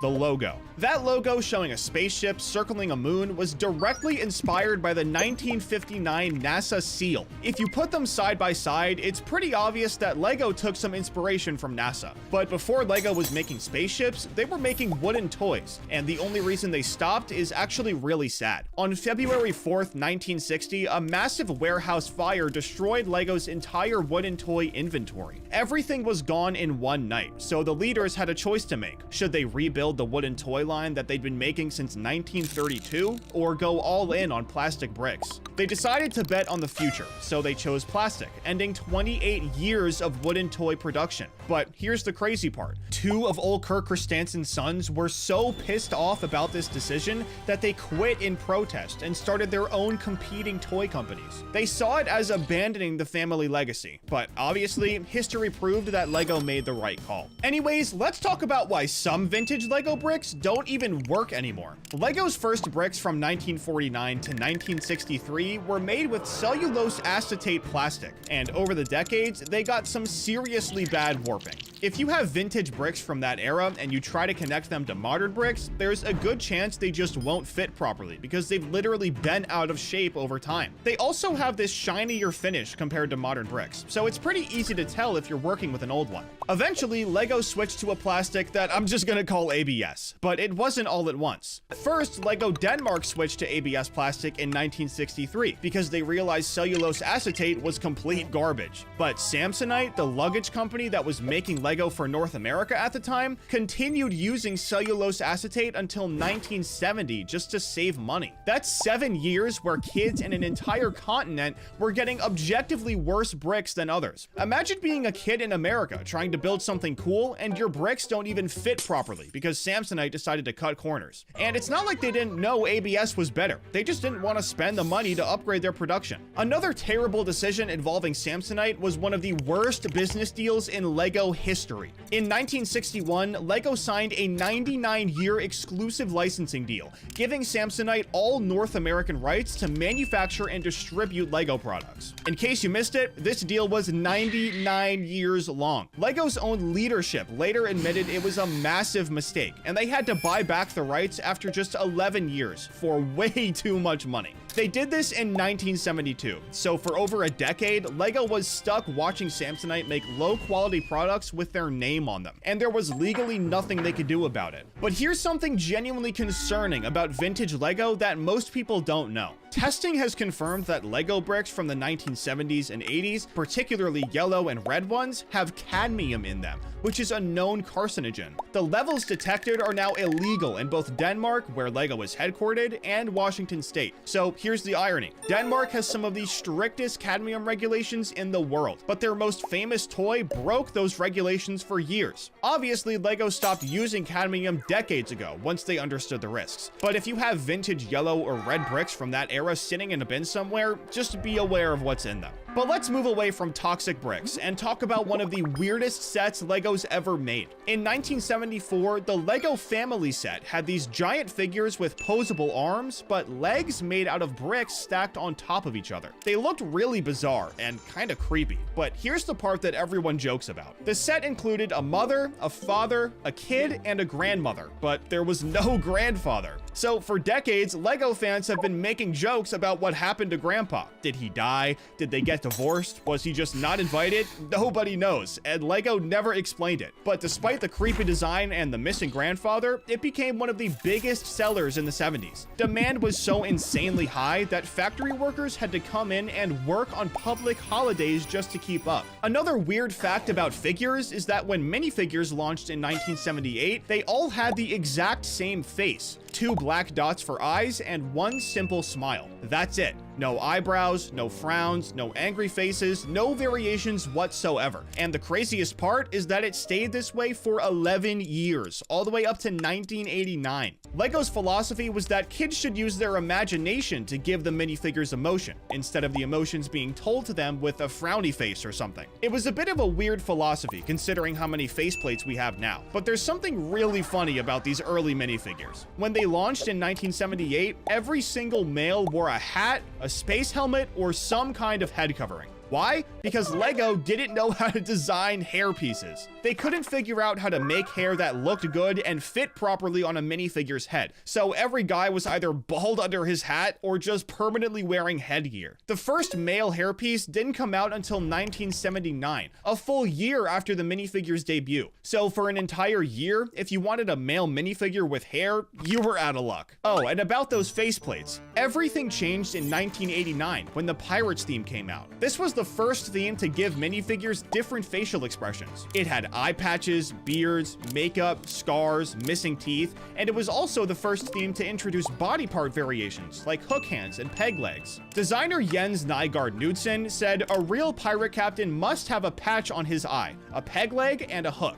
So they couldn't just keep using the default faceplate. But in 1977, back before minifigures were even released, the designers made prototype molds for them out of Lego bricks themselves. They'd stack bricks into a box shape, pour silicone inside, let it harden, then carefully cut it open with a knife to make working prototype molds. So the very first test minifigures were literally made using molds built from Lego bricks. But the story today is wildly different. Now LEGO uses 8 different molds to produce every single minifigure. You'd think it'd be simpler, but 2 of those mold sets are identical duplicates that are just reversed. One for molding the right arm and right leg, and another for molding the left arm and left leg. They have to be separate because of how the injection molding process works, but the precision is so ridiculously exact that minifigures from 1978 can still connect perfectly with minifigures from 2025. That's 47 years of perfect compatibility maintained across 8 different molds. But there was a certain type of minifigure that LEGO refused to make for 10 years: the skeleton. Skeleton minifigures were designed all the way back in 1985, but when designers presented them,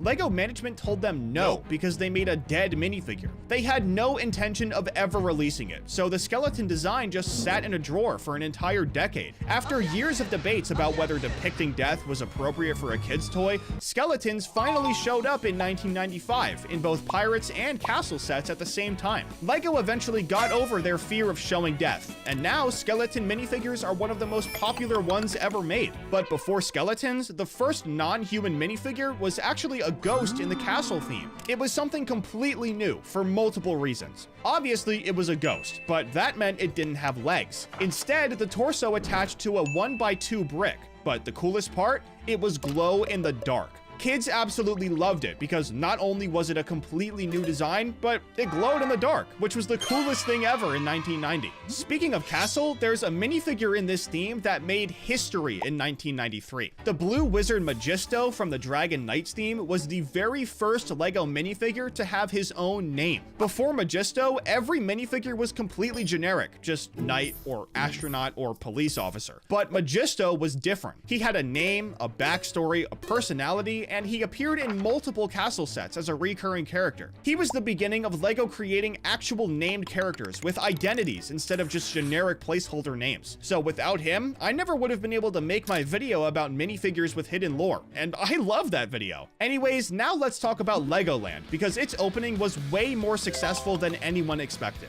When Legoland Billund opened on June 7th, 1968, LEGO thought it would get about 300,000 visitors at most in its first season, but everyone else in the company thought it was an insane overestimation. However, they hit that number in just a few months. By the end of the season, 625,000 people had visited, which was more than double what they thought the most amount of people would be. The park was built using 6 million Lego bricks and needed thousands of truckloads of soil to be brought in just to even out the land and be able to build everything. But the reason Legoland even opened in the first place is something you're not gonna believe. In the mid-1960s, about 20,000 people per year were showing up at the Lego factory in Billund uninvited, just wanting to see display models and watch how bricks were made. Godfred Christiansen was getting so annoyed by random factory visitors constantly disrupting production that he had Legoland built just to give them something else to look at. That way, when random people wanted to see Lego stuff, they could go there instead of interrupting production. Bro literally built the most famous theme park ever just to get people to go away. It's so insane. Anyways, let's get back to the space theme for a second, because 1987 was a massive turning point. You've probably heard people talk about space and classic space like they're two different things, and they definitely are, don't get me wrong. But what separates them, and when did it happen? Well, classic space ran from 1978 to 1987, and the change to space is defined by one singular piece: the visorless helmet. It's the most iconic helmet in LEGO history, but in 1987, LEGO introduced completely new helmets with movable clear visors for the Futuron theme, and that single helmet change marked the official end of the classic space era. Old classic space sets were still being sold through 1988, but they started incorporating new colors and designs, and when Space Police launched in 1989 to fight Blacktron, nearly every single Space Police set had a modular jail cell. And here's the best part: they came pre-stocked with Blacktron prisoner minifigures. The jail cells were designed to be interchangeable between all the different vehicles and bases, so kids could combine different sets and build their own massive prison fleet. It was one of the first times LEGO really leaned into cross-set compatibility, where buying multiple sets gave you stuff that worked together. But the coolest space faction has to be M-Tron from 1990. It wasn't just aesthetically cool with its red, black, and neon green color scheme. The sets featured actual working magnets built into crane attachments that could physically pick up and transport small small cargo containers. But for some reason, M-Tron was marketed completely differently depending on where you lived. In Europe, they were marketed as a rescue faction that saved people, while in America, they were marketed as a mining faction that extracted resources. They were the same exact sets, but they had completely different backstories depending on what side of the Atlantic you were on, which makes absolutely no sense. Did you know that some LEGO sets use compressed air? Back in 1984, LEGO dropped these things called pneumatics, which were basically a system that uses compressed air to move certain parts of a set. The way it works is you have a pump that makes air pressure, and that pressure moves pneumatic cylinders to create realistic movement in whatever set it's attached to. It's the same concept as real hydraulics, except instead of using liquid, LEGO uses air. The first set to use this was the Excavator in 1984, and it was revolutionary for its time because it meant you could actually operate toy construction equipment. But the coolest set ever was probably the AirTech Claw Rig from 1992, because this was the first set to have an automated compressor. Before this, you had to manually pump air into the system, but with the AirTech Claw Rig, everything was done for you. The crazy part is that LEGO still uses pneumatics today. They just upgraded the system to Pneumatics 2.0 in 2018 with the Forest Machine set. The new system is way more efficient and has better seals, which means it can handle more pressure and make smoother movements. But pneumatics wasn't the only functional feature LEGO was experimenting with in the 80s and 90s. There's a sub-theme in space called M-Tron, and it's one of the only LEGO themes ever made that has actual magnets incorporated into the sets. You could use them to pick up other builds in the set, like cargo containers, which would honestly be cool now,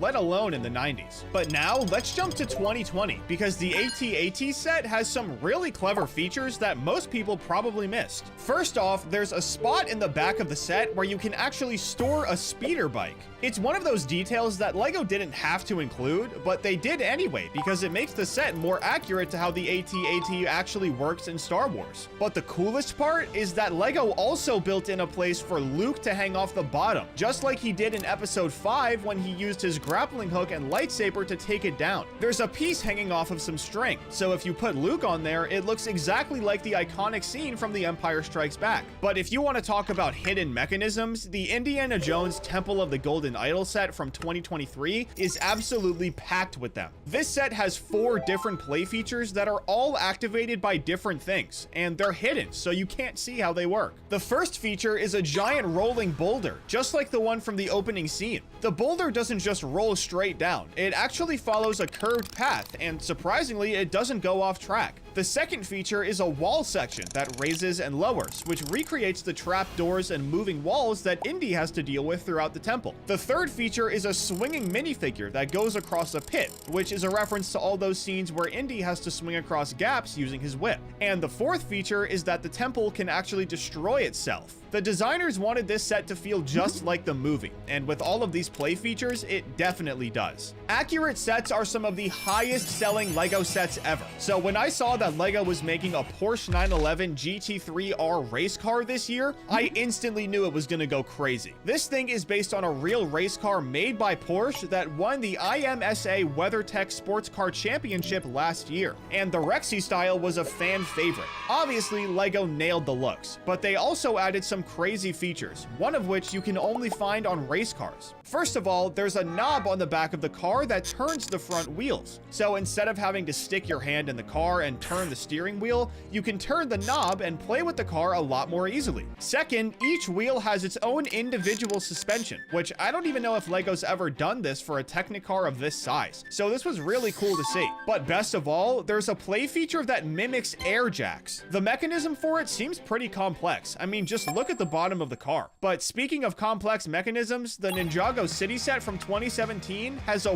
working ATM. There's a lever hidden around the back of the set, and when you push it, it dispenses LEGO $100 bills one at a time. The mechanism automatically loads the next bill after you take one, which means you can keep using it over and over until you dispense 11. That's the limit. But that's not all. Ninjago City even has a toilet that actually flushes. The bathroom has a toilet that can flush around 1x1 tile to the base of the set, which simulates, well, you know. It's tucked away and difficult to access, but it's definitely there if you know where to look. I have no idea why LEGO decided to make a flushing toilet, but I'm glad they did. This is one of the funniest play features they've ever made. Anyways, the Assembly Square set from 2017 is packed with hidden features, so let me break down a few of them. First off, the upper apartment has a sofa bed that works just like a real one. It's a fully functional piece of furniture in Lego form. You can fold it out, fold it in, and it stays sturdy in both positions without falling apart. The set also has a working oven in the bakery with a door that opens so you can take out baked goods. But the coolest part is that there's a rod you can push on the outside of the set to actually move the baked goods into the oven. It's basically the only play feature in the set, but it's a really good one. Another modular building set with a cool furniture function is the Parisian restaurant set. This one is also a bed, but instead of a pull-out couch, it's a Murphy bed that folds in and out of the wall. These things are really popular in small apartments because of how much space they save, but I never thought I'd see one in Lego. But this next feature is legitimately insane because Lego hid something in the Lion Knights castle set from 2022 that connects it to castle sets from the 1980s. It has Technic holes on the sides, and these aren't just random holes that happen to be there. They're specifically designed so you can connect the castle to modular castle sets from the 1980s. Lego didn't advertise this at all, and they didn't put it in the instructions either. All they did was put it in an article where they interviewed the designers. It's such a simple thing to do, but now a set from 2022 is compatible with sets from the 80s. Isn't that sick? Anyways, the Disney castle set also has a hidden feature that most people probably didn't notice. The Grand Ballroom from Cinderella has a rotating dance floor mechanism that actually spins when you turn it.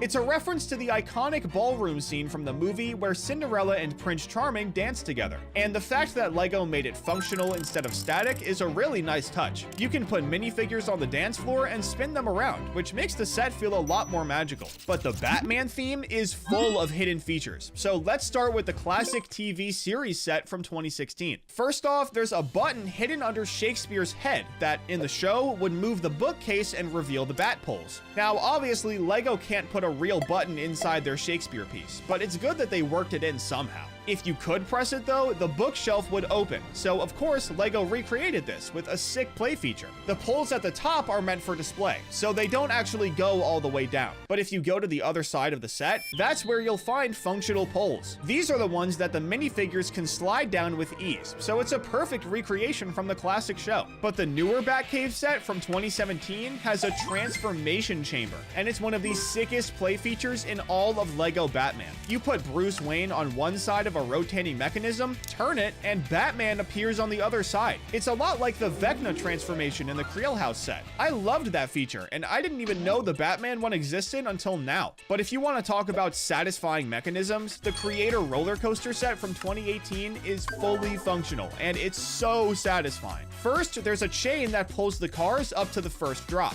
Then, once the cars reach the top, gravity takes over, and they go through all the twists and turns on their own. The chain lift works exactly like a real roller coaster. It's motorized, and it catches onto the bottom of the cars and pulls them up the incline. You can either hand crank it or add a motor to make it automatic, but either way, it's genuinely one of the coolest functional sets Lego has ever made. But did you know that that bat pole feature from before isn't the only one in Lego? The Ghostbusters Firehouse set from 2016 also has a really cool pole that minifigures can slide down. As they slide, they spin because of the spiral shape, just like in the movie when the Ghostbusters get an emergency call and they have to go rush down to the garage. It's such a simple feature, but just like the one in the Batman set, it makes the set so much better. However, the Space Shuttle Discovery set from 2021 has not one, but two incredible functional features that show just how much research Lego put into making the set accurate. First, the cargo bay has a flexible, articulated robotic arm called the Canada arm, and it can extend, rotate, and even grab the Hubble Space Telescope. This is a real piece of equipment that was used on actual space shuttle missions, and NASA used it to deploy satellites and repair the Hubble Space Telescope in orbit. But the second feature might be even cooler. There's a little panel at the back of the ship that deploys the landing gear. All four wheels pop out at once, just like they would if the real ship was landing. Lego always goes really hard on their sets for NASA, and they did the same thing for the Saturn V rocket from 2020. The real Discovery shuttle had 3 stages because it was built to go really far, so Lego had to incorporate this this somehow, and they did a really good job. Even when the set is fully built, it's super easy to break it into all 3 stages. They even all have their own thrusters on the back, so the designers really put a lot of time into making this set accurate. But the craziest transformation feature LEGO has ever done is probably in the Pirates of Barracuda Bay set from 2020. This set is a 2,545 piece shipwreck island, and it looks amazing as a display piece with palm trees, a wrecked ship, and treasure scattered all around. But here's the crazy part. The entire island can be completely disassembled and rebuilt into a fully built pirate ship. The 3 wrecked ship sections detach from the island and connect together with sails, and the final ship is inspired by the 1989 Black Seas Barracuda, which is one of the most iconic pirate sets LEGO has ever made. So you're essentially getting 2 completely different builds in one set, which is genuinely incredible value. Even cooler than this, though, is that the set actually came from LEGO Ideas, which means it's fan-made, and this next one is also fan-made, but it might be the most mechanically impressive set ever. The typewriter set from 2021 has working keys and a moving carriage, just like a real typewriter from the 1950s. When you press any of the keys, a type bar jumps up, while the carriage moves from right to left. The set has a spring-loaded escapement mechanism that moves the carriage 1 notch with each keystroke,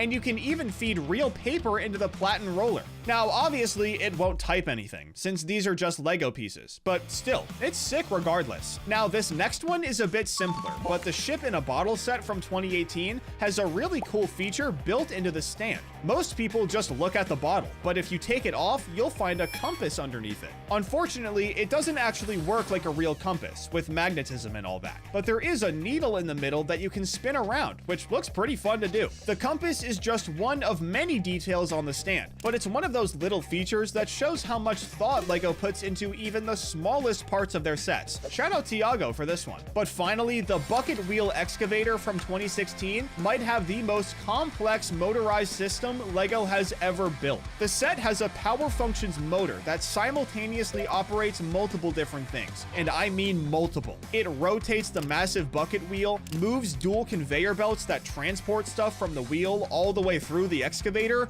rotates the entire thing 360 degrees, and makes it move forwards and backwards. All of these functions are happening at the same time with one motor, which shows just how much engineering went into making this set work. A hidden mechanism in Atlantis that completely changes one of the biggest sets in the theme. The City of Atlantis set came out in 2011 as this underwater temple with over 600 pieces. But there's a dial built into the temple that most people never even noticed. And when you turn that dial, a golden Poseidon statue rises up out of the floor like he's emerging from the depths of the ocean. If you only ever saw photos of this set online, you'd have no idea this feature even existed. But that same City of Atlantis set is packed with other action features that make it feel way cooler. There's a trap door built into the floor that drops minifigures into a hidden chamber. And right at the entrance to the temple, there's a swinging axe trap that you can trigger yourself. These are classic Indiana Jones style booby traps protecting the ancient treasure. And that's because this set actually has the main treasure built up in the lore of the theme. See, Atlantis had this collecting aspect to it, where different sets came with different colored keys. There were 5 in total, and the idea was that you'd buy multiple sets to collect all 5 keys like they were rare treasures.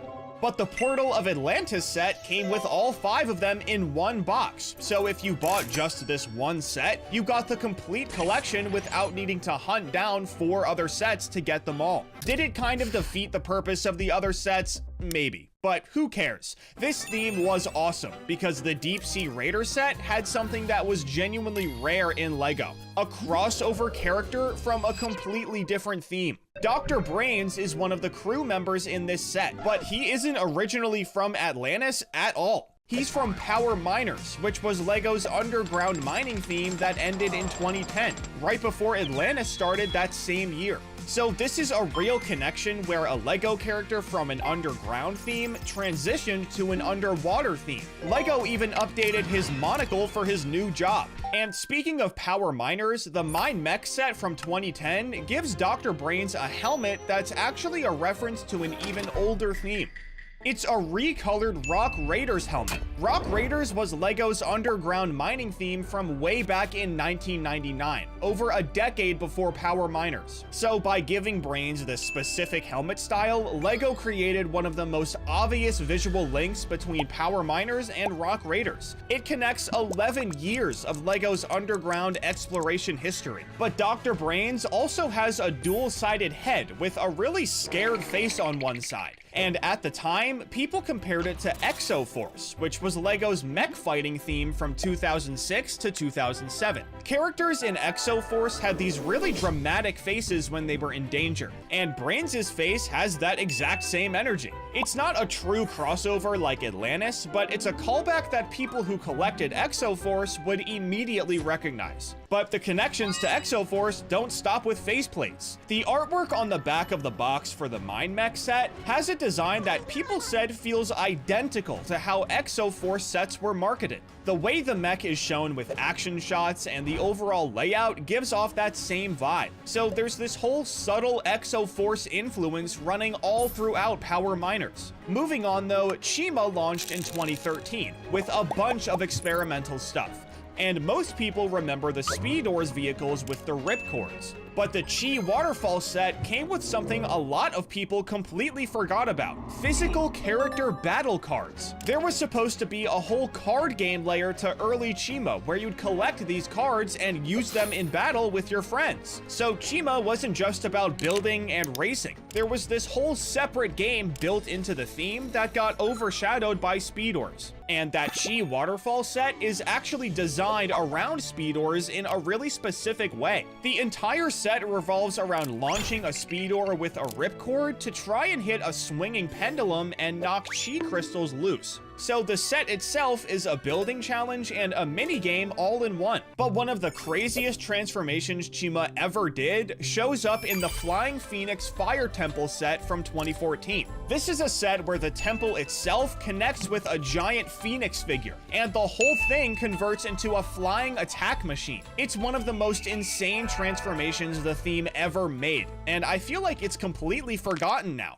because it came out later in Chima's life when people were already losing interest in it. But moving on to early Ninjago, the Temple of Air Jitsu from 2015 has a fun little callback hiding on the box art. If you look closely at the artwork, the postman on the box is being harassed by chickens. Now, if you watch the Ninjago TV show, you know the postman is this recurring character who has the worst luck in all of Ninjago. He's constantly getting caught up in ninja battles, accidentally involved in disasters, chased by enemies, all this crazy stuff. The poor guy just wants to send out mail, and he keeps getting dragged into chaos. So putting him on the box getting attacked by chickens is the best way to reference him. But inside the Temple of Air Jitsu, there's a play feature that's both cool on its own and a callback to another theme. There's a small shadow puppet stage powered by a light brick, and you can put figures behind the screen and turn on the light to make shadow puppet shows. People compared this to the projector in the Mobile Command Center set from the Agents theme that came out back in 2008. So it's both a functional play feature and a subtle reference to a completely different theme. The temple has creative little building techniques like this hidden throughout the whole thing that you'd only notice if you really studied the build. Another one is the wash basin in one of the rooms. It's built from an upside down mining helmet. LEGO literally just flipped a helmet upside down and used it as a sink.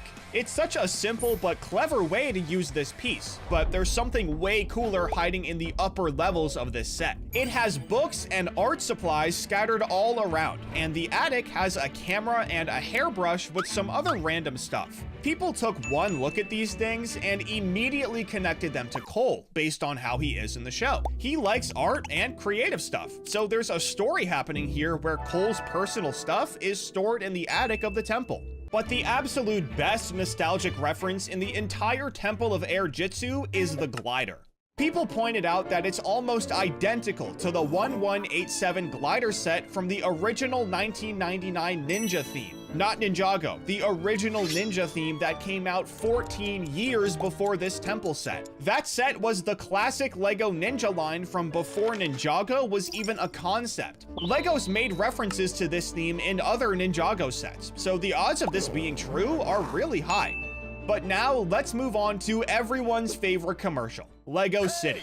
The deep sea exploration vessel from 2015 has a feature that people loved to see, but was still pretty rare back in the day. The main ship and the smaller boat are actually designed to float on real water. You can put them in a bathtub or a pool and they'll fully float without sinking or tipping over. Most modern LEGO boats aren't designed like this anymore because they're seen more as display models, but this one was meant for the exact opposite. And the underwater shipwreck section in that same set has a really cool hidden action feature built into it. If you pull on the staircase piece, an entire section of the wreck collapses and falls apart. It's designed to look like the old ship is breaking down from age and decay, which adds a lot of life to what could have just been a boring set. The next theme, though, is everyone's favorite, Bionicle. But for this one, I actually want to talk about something that came out in 2023, the Bionicle Tahu and Takua set. This set is absolutely loaded with references to the original 2001 Bionicle launch, and the first things fans noticed was how Tahu is posed. The way he's standing on the surfboard recreates the exact angle and pose from the 2001 promotional artwork that LEGO used to market the first wave of Bionicle. And even before you look at the characters themselves, just the way the set is presented gives you that classic Bionicle feeling. The circular display base is designed to feel like the original Bionicle canisters that the figures came in, because obviously Bionicle didn't come in regular boxes. They came in these canisters that you could only find in that theme, and the display base for this set is definitely a callback to them. But there's also this really tiny detail that only true Bionicle fans would clock. Tahu has a black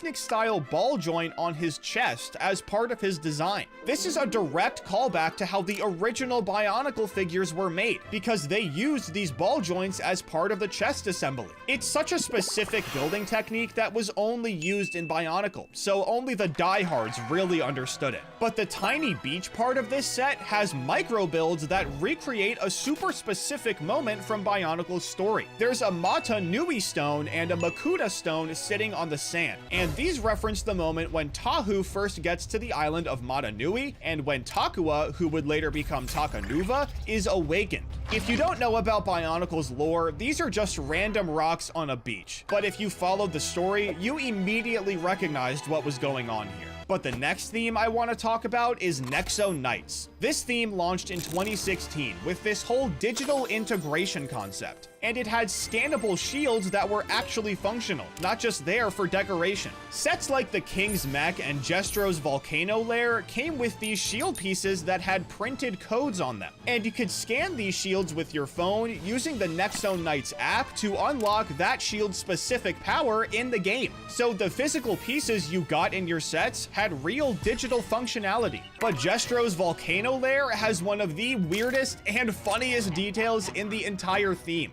Somewhere in Jestro's personal quarters, there's an oversized white bathtub with a little rubber ducky, represented by a yellow frog, which is such a ridiculous detail. Most evil lairs have torture chambers or weapon rooms or something menacing, but Jestro has a nice relaxing bath with a little rubber ducky. Nexo Knights wasn't the only theme with digital play features though. Ultra Agents did it too, but the way LEGO connected this theme to real life was way cooler than Nexo Knights. They made this thing called an AtBrick, which was made with carbon-infused plastic so you could use it like a stylus on your screen. And in the Ocean HQ set, LEGO integrated 4 of them into this big computer screen that sits inside the boat. If you don't know what you're looking at, you have no idea that these pieces do anything besides sit there. I mean, they're fully integrated with the set. But the villain Invisible from the Gold Getaway set is a really specific reference that kids probably didn't catch back in the day. He's based directly on the Invisible Man. This character was made by H.G. Wells all the way back in 1897, and the minifigure's hat and glasses look is taken straight from that story. But that same Gold Getaway set has a bike build with one of the coolest transformations in all of Ultra Agents. The bike splits apart and the wheels rotate upward into a vertical takeoff position. So it goes from a regular bike to a flying bike. And the best part is that both forms look sick. Usually with transforming Lego vehicles, one mode looks great and the other looks kinda mid. But this thing is goated no matter which way it's configured. But did you know that Ultra Agents has a character who actually comes back from an older theme? That character is Solomon Blaze, and obviously he's in Ultra Agents, but he originally showed up in Galaxy Squad back in 2013. I know you guys love lore, so here's his story. Solomon Blaze started his career in Galaxy Squad as this young pilot fighting bugs on alien planets. He was in his field for a super long time and was even the leader of an entire squadron. He got a lot of experience in his time at Galaxy Squad, so much that he lost a leg. And years later in the Lego universe, he started working with the Ultra Agents fighting completely different threats on Earth. It's one of the cleanest hidden connections out of any Lego branded theme. Most minifigs never get anything like this. But Galaxy Squad also had something that's genuinely rare for Lego, especially these days. The Space Swarmer set from 2013 doesn't have a singular sticker in the entire build.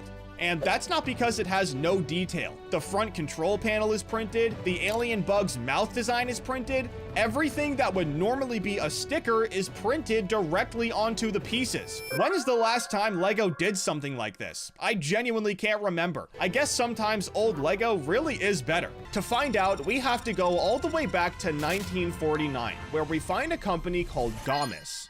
Now, Damis was an Austrian company, and they started making interlocking plastic bricks the same year Lego launched theirs, 1949. And to be fair to them, Lego had only just figured out the concept themselves, so nobody really owned the idea yet. What makes Damis interesting isn't that they were successful, it's that they proved the format was worth copying almost immediately. The brand eventually faded away, and today it mostly survives through collectors and vintage brick exhibits. But the fact that it exists at all tells you something about how fast competitors were moving. But by 1955, the interlocking brick had spread all the way into East Germany. Peba was made by a guy named Paul Bernhardt, and it followed the same basic idea: studded plastic bricks that connected and stacked. The thing that makes Peba a little different is where it was made. East Germany in 1955 was behind the Iron Curtain, which means the concept had crossed political boundaries within 6 years of Lego introducing it. Peba isn't famous, and it didn't last, but it shows up in articles about East German toys, and it's a pretty good example of how fast the interlocking brick idea was moving around the world, whether Lego liked it or not. 1 year later, also in East Germany, there was Plastek and Formo, both made by a very German company that I can't pronounce. These followed the same basic format as Lego, but with their own variations on the bottom of the brick. At this point, just 7 years after Lego launched, you already had multiple companies in East Germany alone making their own versions of the same toy. None of them lasted, but looking at Damis, Peba, Plastek, and Formo basically proves that by the mid-1950s, copying Lego wasn't a controversial move. It was just something toy companies did. And by 1958, the interlocking brick finally reached America. Deluxe Game Corp was selling Lego-style bricks in the US under at least 3 different names: Lino Method, Diplom, and Pooey, which is already a strange way to run a business, but whatever, it worked for a little bit. The line didn't last very long, but it's proof that American companies were watching what Lego was doing and started moving in almost a decade before Lego themselves officially entered the US market. But 2 years later, the Netherlands got Montini, and Montini is one of those brands that's interesting precisely because it didn't become anything huge. It used softer plastics than Lego, but it was clearly going after the same buyer. It shows up in collector references today, and that's about it. But 1962 is where it starts to get interesting, because now we start seeing companies that haven't completely faded away. Kawada's Diablock entered the Japanese market in 1962, and unlike pretty much everything before it, Kawada actually made something with a real identity. The bricks had their own underside design, and the company stuck around long enough to become a legitimate competitor in Japan. Then, much later, the same company created Nanoblock. the smaller scale brick system that's still sold all over the world today. That's pretty much the best outcome any company on this list could have hoped for, but 1966 was a pretty busy year. France got Brick Juef, which was made by Juef, a company that was already well known for toy trains. So this wasn't some unknown startup jumping into bricks. By 1966, Lego had gotten popular enough that real, known toy companies were looking at their bricks as an industry to enter instead of just a one-off toy. Brick Juef didn't last, and today only collectors really care about it. But the fact that Juef made bricks at all says something about where Lego stood in the industry by the mid-60s. Also in 1966, Rosti launched in Latin America, and this one has a way more interesting story than most. The bricks weren't identical to Legos, and Rosti actually had a stronger clutch in some versions, which got them some real recognition over time. Real enough that when the brand eventually died, it was able to come back.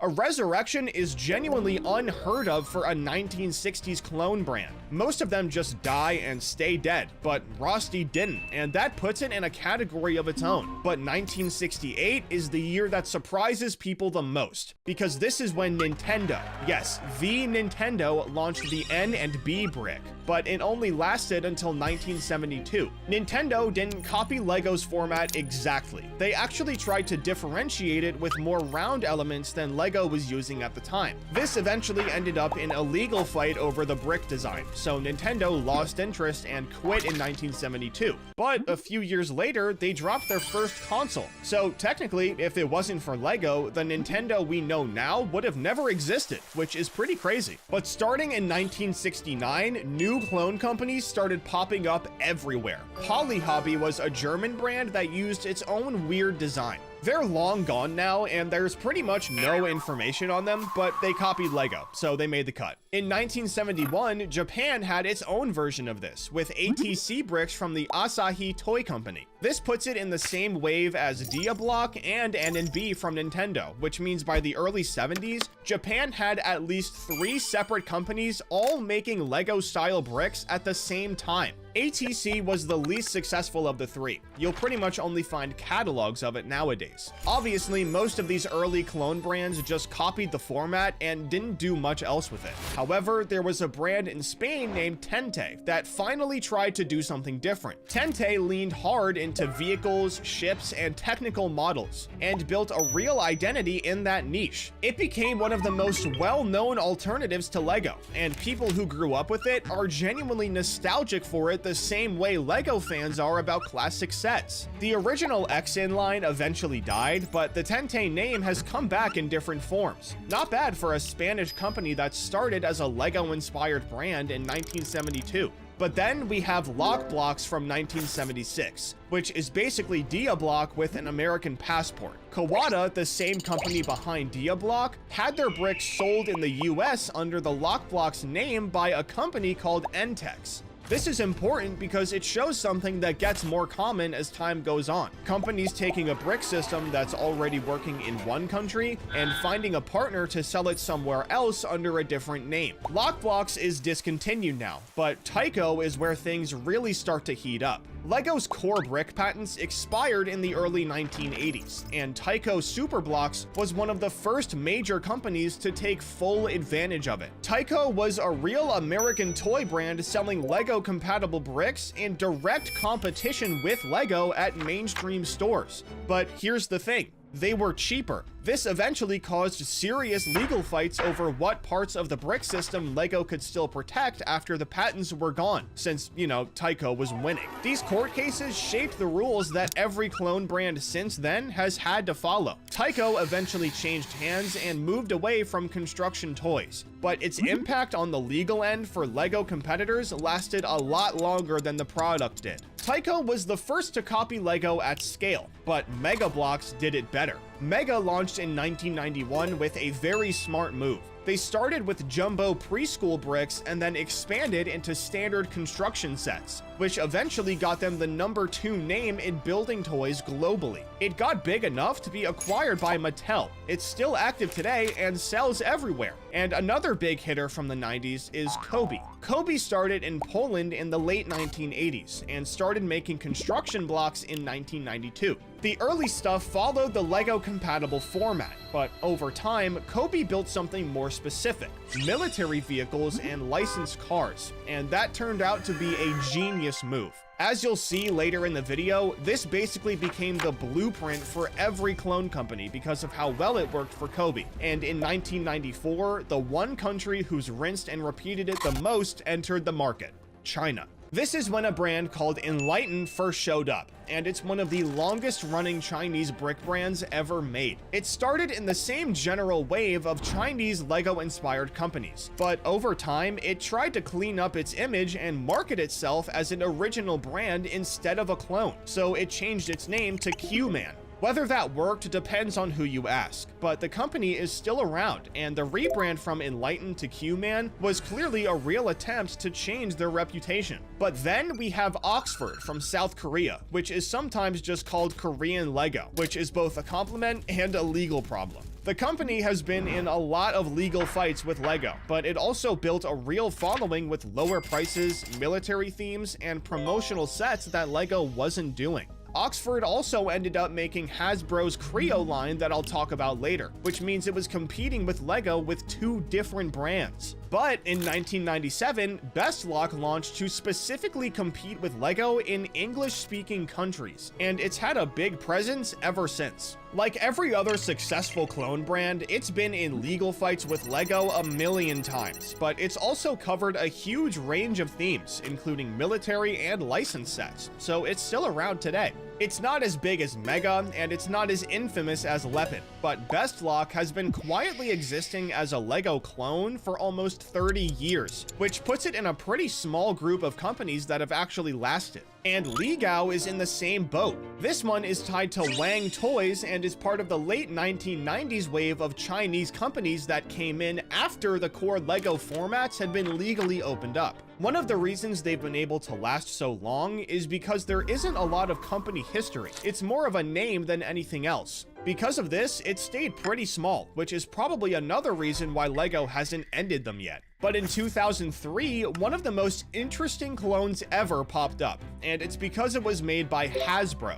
In 2003, they released Built to Rule, which took G.I. Joe, Tonka, and Transformers and turned them into buildable sets using interlocking bricks. Obviously, Hasbro was one of the biggest toy companies ever back then, so to see them jump into the brick industry was pretty serious. But it didn't mean anything, because the line only lasted for 2 years. But for 2004, we moved back to China with Slubon, one of the most popular Chinese LEGO-compatible brands that built their name off of, you guessed it, military and city sets. Pretty much all of the Chinese brands do the same thing, and the funny part is that it actually works. All you had to do back in the day was make military stuff that looked like LEGO, and you were golden. But Kata is actually a good example of a Chinese brand that moved past copying and built something people actually respect. The bricks are LEGO compatible, but Kata built their name with engineering models and enthusiast products, the kind of stuff that competes with Technic instead of just a cheaper version of something LEGO's already made. Another big Chinese brand is Banbao, which came around in 2010 and immediately got into legal fights with LEGO over packaging and figure similarities, which is basically a rite of passage for these Chinese brick companies. But what's worth noting about Banbao is that it was part of a shift where Chinese brands were trying to become actual consumer brands instead of just anonymous LEGO clones. They were putting real marketing behind their products and trying to build a name for themselves. But, you know, they still used LEGO to do it. However, in 2011, Hasbro came back for round 2 with a brand called Kre-O. Kre-O launched with Transformers, G.I. Joe, and Star Trek, and it was manufactured by Oxford, the Korean company from earlier in this video. The figures were called Kreons, and they were clearly designed to give people an alternative to minifigures without being identical to them. Kre-O actually ran for 6 years, which is a lot better than the first time, but the concept was pretty much the same, and Hasbro actually completely shut down in 2017, so I don't think they'll be back for round 3. This brings us to 2016, where we have the most infamous clone in today's market, weapon. They didn't just make Lego compatible bricks, they copied specific Lego sets almost exactly, including sets with licensed intellectual property, and sold them for a fraction of the price. By 2016, they were big enough that Lego started taking legal action, and it got so serious that people literally went to prison. But somehow they're still around, and they're the best example of what happens when you copy instead of come up with something yourself. You can take that however you want. But at the end of the timeline, there's Anko, a brand made by Kmart that's only sold in Australia, selling its own Lego-style sets under the name Construction Blocks. Kmart's been out of business in the US for a while now, and to be honest, I didn't even know they were still running in other countries. So to see them putting money into interlocking bricks is pretty weird, and it's actually the most telling thing in this video. When a mass market superstore makes their own Lego compatible product and sells it in their stores, the method is officially patched. I guess that's where 75 years of copying gets you. The Steven Spielberg Movie Maker set from LEGO Studios wasn't just a regular movie-themed set. It came with an actual USB webcam, stop-motion editing software, a director's chair, and a clapper board. You filmed your LEGO movies, added special effects, and emailed them to your friends in 2000. The set retailed at $180, and Steven Spielberg himself was involved enough that he donated his royalties from it to charity. This was super innovative for the time, but somehow the theme just quietly disappeared.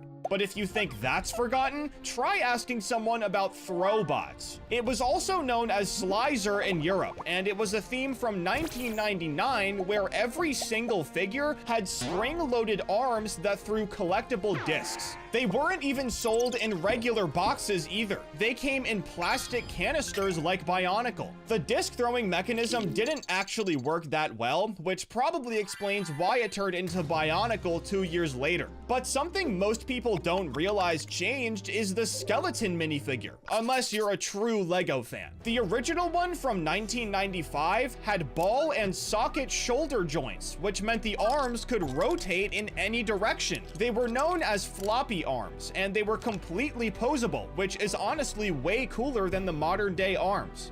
In 2014, LEGO retired this version and redesigned it to have the fixed bent arm version every other minifigure has, so you physically can't get the same poses anymore. But did you know LEGO was experimenting with tech all the way back in 2002? Spybotics was a Mindstorm sub-theme that actually never made it out of that year. LEGO only made 4 sets for the theme, and they were all color-coded, programmable robots that had an IR trans receiver, a remote, and a CD-ROM. The software had 10 built-in missions for builders to complete, and you could download more from the official website. Each set was $60 retail, but after the theme retired, not only did the website cease to exist, but 23 years later, the sets are worth almost $650 combined. But as wild as that is, it's nothing compared to what LEGO was doing with Technic in the mid-90s. From 1996 to 1997, there were Technic sets that had real fiber optic cables, which I've talked about before. But what I didn't mention was the spinning LED brick that lit those cables. The problem was that sourcing those fiber optic components cost LEGO more than the entire retail price of the sets. And since they were taking a loss and didn't want to raise prices, they just got rid of the theme altogether. But this wasn't a one-time mistake. The exact same problem happened with the Technic Micro Motor. This thing was only 4 studs big, and it powered things like satellite deployment arms and moving space shuttle components. And just like the fiber optics, LEGO was making it at a price that was higher than the full price of the sets it shipped in.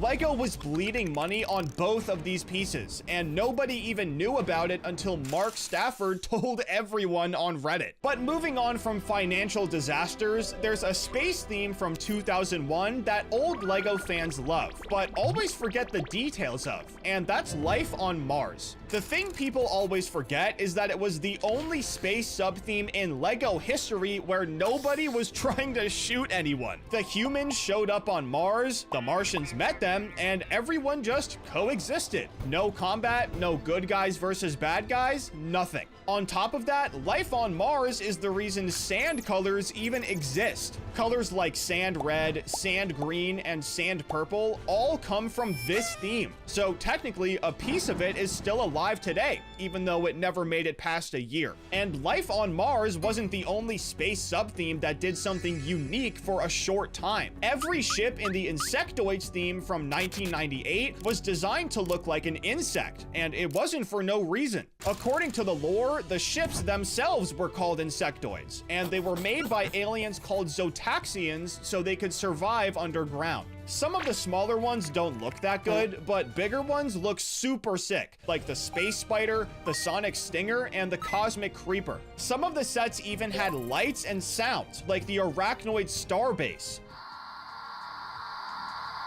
However, none of this saved the theme from being sucked into the void of forgotten LEGO. But space wasn't the only place LEGO made one-time waves that nobody talks about. In 2005, LEGO released a Vikings theme. Actual Nordic warriors with longships, sea serpents, and giant stone fortresses. It wasn't even just a European release. It went worldwide after it made enough money. The sets had massive creature models like sea serpents and dragons at a scale LEGO hadn't really figured out yet, which is probably why it retired so fast. It got 7 sets and 27 minifigs in the year it was around, which isn't that bad. But Vikings isn't even the most forgotten LEGO theme. That title probably goes to Model Team, which ran from 1986 to 1999. Now, because of how long it was around, you might think this theme is pretty well remembered, but because of all of the other car themes that have come out, it gets completely overshadowed. The theme's concept was medium-sized, highly detailed LEGO cars with working steering and realistic details built at around 1 to 15 scale. And the thing is, there were 0 minifigures. The sets just existed to be realistic car models for adults, and it was over a decade before Creator Expert was even a thing. Model Team is literally the direct ancestor of everything AFOL, and most fans today don't even know it existed. But if you want a theme that was ahead of its time in a completely different way, Homemaker ran from 1971 to 1982, and honestly didn't even feel like LEGO in the beginning. For the first 3 years, the sets were just furniture. Kitchens, living rooms, nurseries, all buildable, fully tiled, and with no figures at all. The 1973 catalog literally told you to use your own dolls. Then in 1974, LEGO finally added what they called maxi figures. These big figures with movable arms, interchangeable hair, and different faceplates. After this, Homemaker got like 60 more sets, but no one really talks about it unless they're covering the history of minifigures. Which actually brings up something worth pointing out about them. For the first 22 years they existed, the back of every single minifigure torso was completely blank. The first minifigures with back-printed torsos didn't show up until mid-2000 in the sports football sets. And the Steven Spielberg set I talked about earlier got them too. But before 2000, if you turned any minifigure around, there was nothing there. But there's also a whole forgotten history of LEGO capes. The first one showed up in 1984 as a tiny plastic piece that attached at the neck. And from the front, you couldn't even tell it was there because it was too small to see. The only time this cape piece was ever worn forwards was in set 6040, the blacksmith shop. But other than that, you'd never know it was there from the front. But that all changed in 1993 because the Dragon Master from the Dragon Knights Castle sub-theme got the first ever fabric cape, and it was a cloth piece with a printed green dragon on it. This was also the first non-plastic element in a regular system LEGO set, and once it was out there, it spread. The same material got used for sails, flags, and more capes across multiple themes. It was a genuine turning point in how LEGO made accessories. But even after all that, LEGO thought they still hadn't quite nailed it, because now there are technically 3 different cape materials, and none of them are better than that original cloth. The plastic cape before it was too unrealistic, the lighter papery version that replaced the cloth creases easily and didn't flow right, and the rubber cape introduced in 2021 can't be printed on and bunches at the neck. 3 different materials across 40 years, and the one that actually worked the best is the hardest one to find. This thing is pretty buried, and LEGO's also done a pretty good job of burying entire themes that most fans pretend never existed. From 2003 to 2006, they made over 90 sets of clipped-together jewelry, hair clips, picture frames, and pencil cases under the Clickets theme. They made 150 new molds and 49 colors, and 6 of these colors have never been in any other theme besides Clickets. The pieces were technically compatible with LEGO, they just couldn't really build anything. The funny ending to this story is that LEGO basically revived the whole concept in 2020 as Dots, and people absolutely loved it. So maybe Clickets was just 17 years too early. But there's a certain Technic piece with a much sadder story, the pneumatic air tank from 1997. The whole point of it was to act like a battery for the compressed air system. You'd pump it full by hand and then run your pneumatics off the stored pressure without having to keep pumping. LEGO made 5 different versions between 1997 and 1998, and even though one of them made it all the way to 2016, it was only ever in 12 sets. The others were only in 1 to 3 sets, and because of how good this piece was, Technic fans literally beg LEGO to bring it back all the time. LEGO was super innovative in the late 90s and early 2000s, and it's super obvious with a piece like this air tank, but it's also obvious in the sports theme.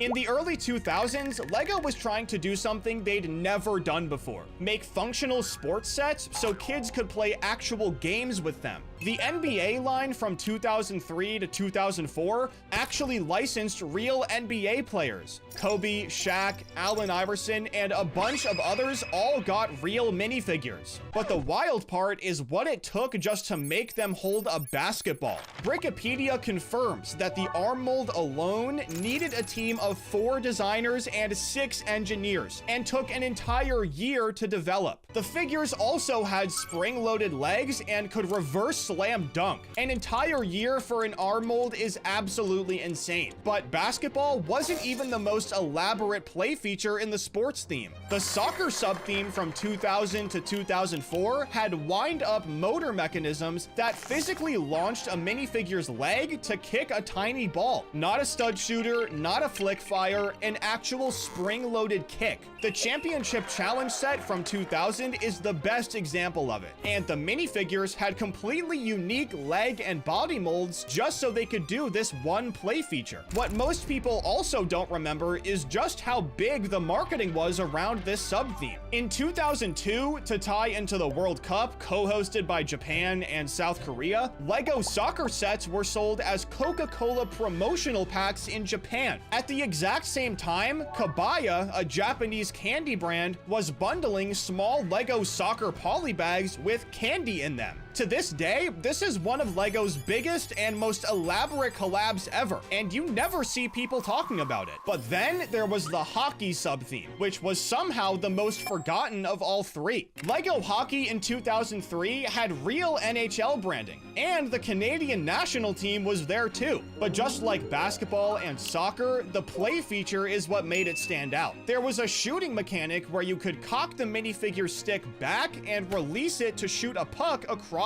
the ice. The theme only ran for a year with both the basketball and soccer sub-themes, but then out of nowhere, the entire operation just stopped, and since 2007, LEGO hasn't made another play feature this cool. But while I'm talking about nostalgic play features, LEGO used to do something with castle sets that was completely different from anything they do today. Before flick-fire missiles, castle and western sets had walls that were designed to break apart when you hit them. At first, people thought this was an accident, but they were deliberately less supportive at certain points, so the wall would break.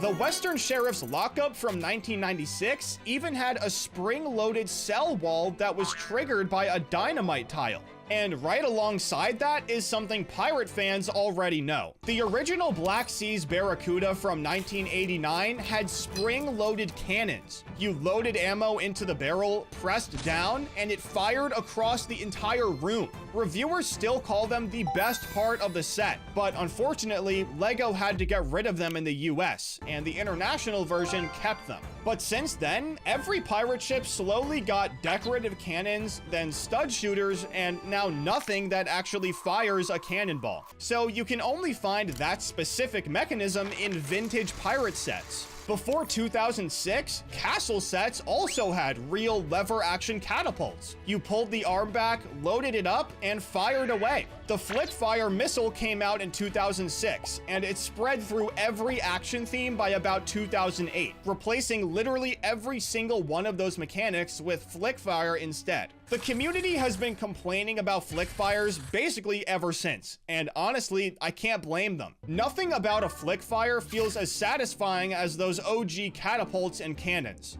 But this last thing is so simple that it doesn't even make sense that it's gone. The string winch on classic Town and Technic Crane sets. These things were all over the place back in the day, and people loved how interactive they are. You turned a hand crank and a hook on a real string would go up or down really smoothly. It's not complicated at all, but the tactile feel of it is something modern LEGO cranes completely lost. Now they simulate it with Technic gears moving a hook up a fixed arm with no string tension whatsoever. You can still find loads of these old winches on Bricklink, but when's the last time you've seen them in an actual set? It's probably been a really long time. Godfrey Kurt Christensen filed the patent for the stud and tube coupling system on January 28, 1958. And it's the system that we've used ever since. It's what makes LEGO bricks lock together, and LEGO's own history page gives us the exact time this patent was filed,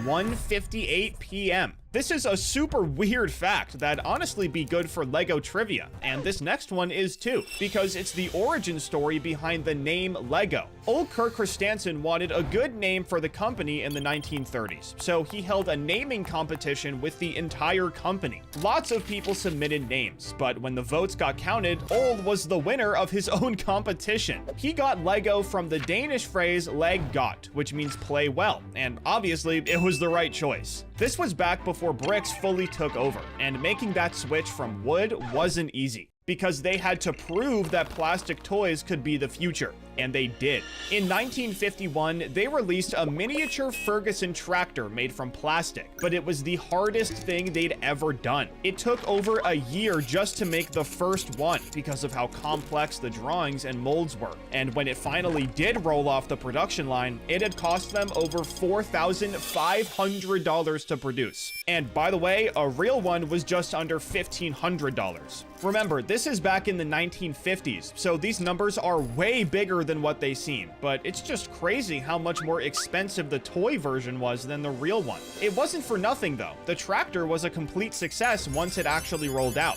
and it completely changed what kind of toys LEGO was making. By 1952, LEGO's plastic products had actually outsold their wooden ones for the first time ever. The tractor was so popular that it basically proved to LEGO that plastic was the future, so even though it was expensive, that initial investment is the only reason they ever made bricks or minifigures. But when something went out of production, LEGO literally buried them. They would take molds of pieces that weren't getting manufactured anymore and just throw them under the foundation of different company buildings. The only reason we even know about this is because an old headquarters was torn down in 2016, and the construction crew found around 120 molds buried inside the concrete. They were clearly doing some weird stuff early on, but they also wanted to help anyone they could. In the 1950s, Denmark was getting a lot more urbanized, with new roads, stoplights, and cars all over the place. So LEGO decided to help kids try and make sense of everything that was going on by making the town plan theme.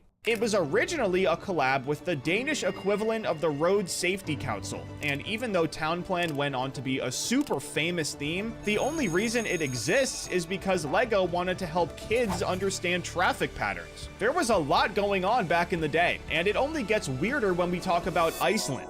After World War II, Iceland had really tight import restrictions. LEGO couldn't just ship products there, so they needed another solution if they wanted to sell there. So in 1955, they made a licensing agreement with SIBS, the Icelandic Association of Tuberculosis and Chest Patients. SIBS was originally founded to help people with TB, and one of the ways they did that was with work-based therapy. So LEGO sent their molds over to Iceland, and patients built LEGO as part of their recovery program. The sets were sold under the name SIBS Cubes because Icelandic laws didn't allow foreign company branding on the packaging for whatever reason. This was part of a big move to take LEGO worldwide, but they had a bigger problem than import restrictions. Their hometown, Billund, Denmark, is a tiny town in basically the middle of nowhere, so getting there is not easy. The entire time LEGO was trying to expand, they were using a private airfield, and in 1964, they had enough of this tiny little airstrip. They decided to invest in the Billund Airport, which was a new and up-and-coming project, and is now the second busiest airport in the entire country. And the only reason it got to this point was because LEGO invested in it just so they could take LEGO worldwide.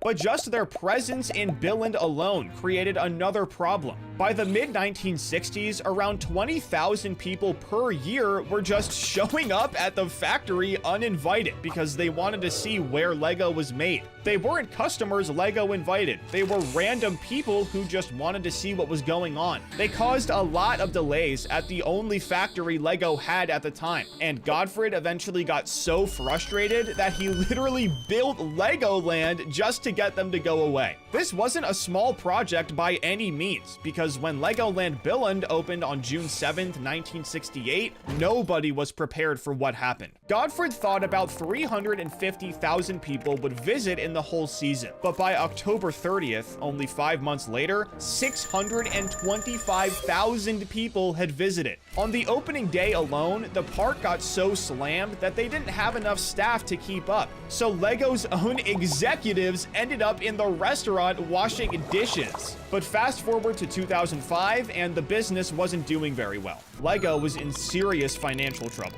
The early 2000s were a rough period for the company. They were basically going broke. Part of the plan to get them out of this was selling the 4 Legoland parks to Merlin Entertainments for 375 million euros. This was the end of an era for LEGO, but it really helped them when they needed it. And now Merlin doesn't even own the parks anymore, so I guess it all worked out. But when it comes to manufacturing, people think they know the whole story. LEGO uses injection molding for everything, which is why there's always that little mark on literally every kind of LEGO piece. You're right, but not completely. You see, the one piece that defines this is the classic base plate.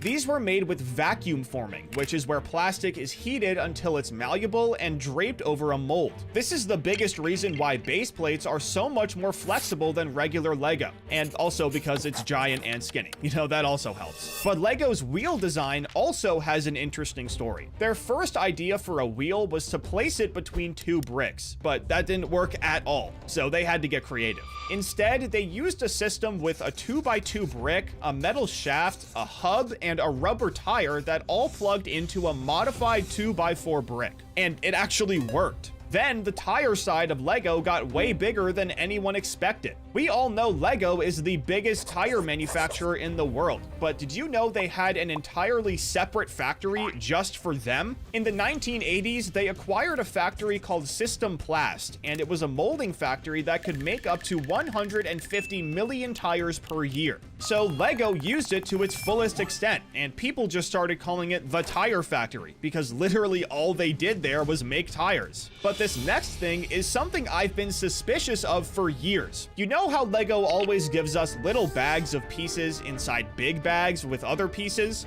I always thought this was weird, since it'd be easier to just put all the pieces together in one bag, but there's actually a really good reason for it. When all the pieces are loose in one bag, LEGO's weighing machines can't tell if one little piece is missing, so they separate them to make sure they get everything. Apparently, they had a ton of packaging errors before they did this, because after, they got the number down to 3 million, which is still pretty high. But there were way more errors when they tried outsourcing to Flextronics. In 2006, LEGO tried to cut costs by outsourcing the manufacturing to this company. They were one of the biggest manufacturing companies in the world, and were known for making electronics. In theory, everything would go smoothly, but in reality, the opposite happened. The plan fell apart almost immediately, and the straw that broke the camel's back was all over a flower piece from Duplo. Apparently, Flextronics couldn't make enough of them fast enough, so by 2008, LEGO started taking production back,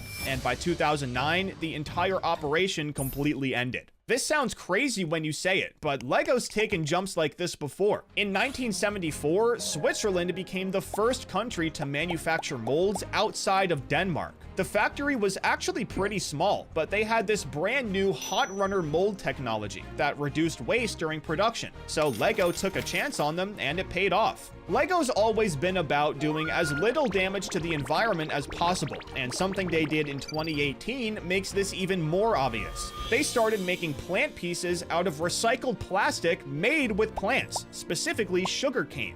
They still use this stuff to this day, so it was a really successful project, but they don't all go this smoothly. In 2023, LEGO ended a project they'd been working on for years. They wanted to slowly transition out of using oil-based plastics and into a plastic called rPET, which is the most recycled and recyclable plastic on Earth. But apparently, using it caused more carbon emissions than the oil-based plastic. So even though it was more environmentally friendly, it was worse because of how much of it LEGO was using. They've changed their bricks a lot over the years, but the biggest change by far was when they made Modulex. It's nothing as wholesome as trying to be friends with the environment. The only reason Modulec exists is because Godfred couldn't design his house with regular LEGO. The proportions were way off, and instead of just calling an architect, he made an entirely new brick system so he could do it himself. Modulex is a 1:20 scale system with perfect cubic proportions, which is what Godfred needed to make a draft for his house. The funny thing is, he wasn't thinking about anyone other than himself when he made Modulex. Only after it worked did he realize that real architects could probably use something like this. So he mass-produced it and sold it commercially, but it never ended up doing very well. It wasn't compatible with regular LEGO, which meant kids weren't gonna buy it, and it actually didn't catch on with architects like Godfred thought they would.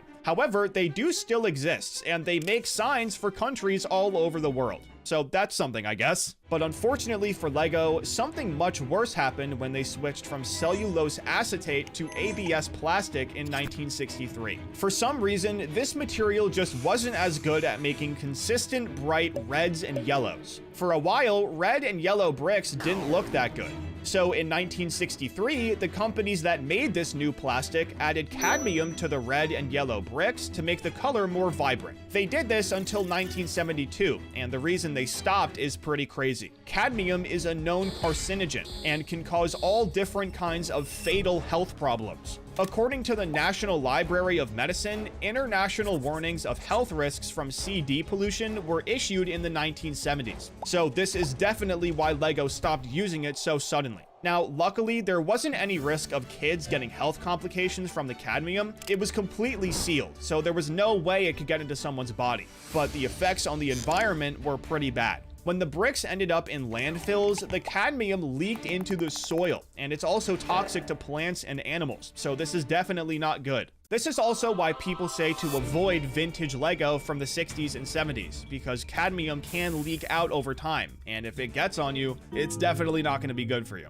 Overall, this was definitely one of their biggest mistakes, so let's just move on to something more happy. Back in 1978, when LEGO released the space theme, the astronauts' helmets were made to be compatible with every other theme on the market. According to the GOAT Jens Nygaard Knudsen, making new molds at the time was genuinely difficult, so instead, he opted for making one piece that everyone could use, and he executed it perfectly. If you find the piece on Bricklink, you'll see that it's shared by lots of minifigs from that era, which is super sick. With all the success from those themes, LEGO got pretty bold and made a theme called Fabuland. We've all heard of it because of how cursed the minifigures are, but there's something about this theme that no one talks about. Fabuland was the first theme to build something outside of the sets. LEGO made storybooks, playing cards, clothing, and even an animated TV show. Also, they could build up a plot line. Pretty much every successful theme copied this blueprint, but nobody knows that Fabuland was the first to do it.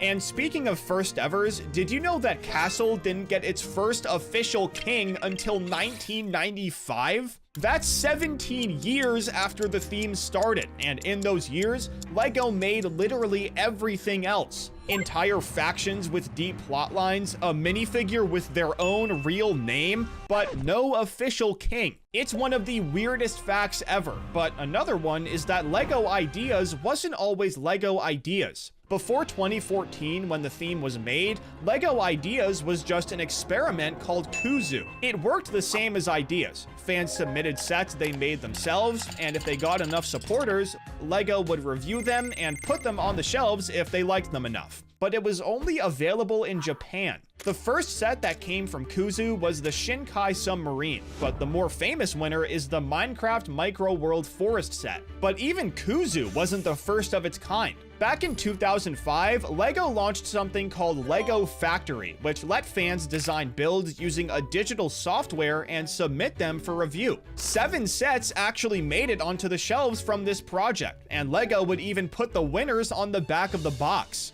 They've always been very in touch with their fan base, so it's no surprise that they bought Bricklink in 2019. This insane database/marketplace wasn't always owned by LEGO. A fan named Dan Jezik started the website himself in 2000, but he called it BrickBay. Over the years, the website got over 1 million members and 10,000 stores in 70 different countries, which is genuinely insane considering how it started, and LEGO knew it too, so they bought it. And ever since, Bricklink has been secretly owned by LEGO the entire time. However, not every secret LEGO keeps is a good one. In the 1980s, their original brick patents expired, so the competition immediately started making their bricks compatible with LEGO, and Mega Bloks was the biggest one. In 2005, LEGO took them to court and argued that the brick shape was protected by trademark and their brand identity. They were basically trying to monopolize plastic bricks because they'd make an insane amount of money if they won this case. However, the Supreme Court of Canada didn't like this and ruled that LEGO did not own the rights to plastic bricks. But the minifigure is a different story. Lots of companies had the idea of making plastic bricks before LEGO did,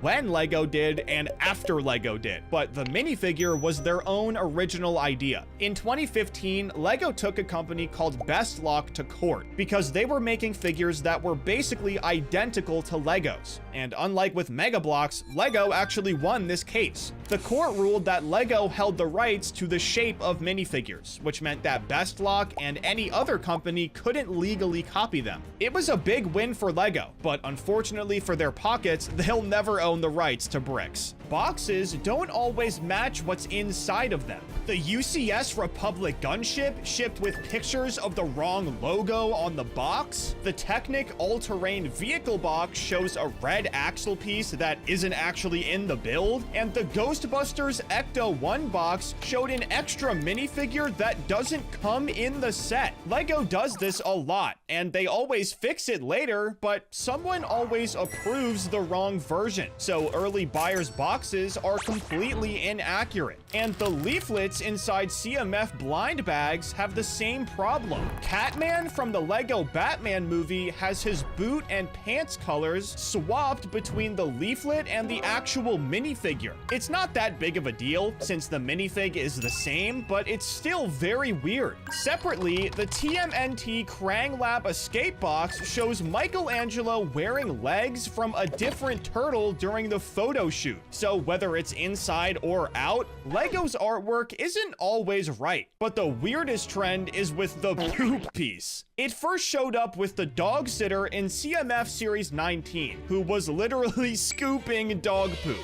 And since LEGO loves their jokes, they spammed it in different sets. It's been in 215 since then, and it's all over LEGO City and even LEGO Friends, since there are so many animals in that theme. But like the famous frog piece, poop gets repurposed a lot. It's been made in a few different colors and used as ice cream and whipped cream on hot chocolate. But of course, LEGO also used it in the Office set to reference the poop under Michael's desk. The piece is very popular, so people track it like a hawk. And they also track classic space logos because they're everywhere. It's the symbol of vintage LEGO and technically retired, but it keeps showing up on completely unrelated minifigures. Both the M-Tron logo and the Blacktron logo are in CMF Series 26, and there's a whole bunch of minifigures with regular space logos that aren't in the space theme. Even a Friends minifig has one. The most frustrating issue, though, isn't something hidden on purpose. It's extra pieces that were supposed to be used in your set. The Ferrari Daytona SP3 has this exact problem, and when a reviewer finished building it, 2 black panels were left over. Both of them were listed in the inventory, but neither were used anywhere in the instructions. He was able to figure out where they go, but the damage had been done.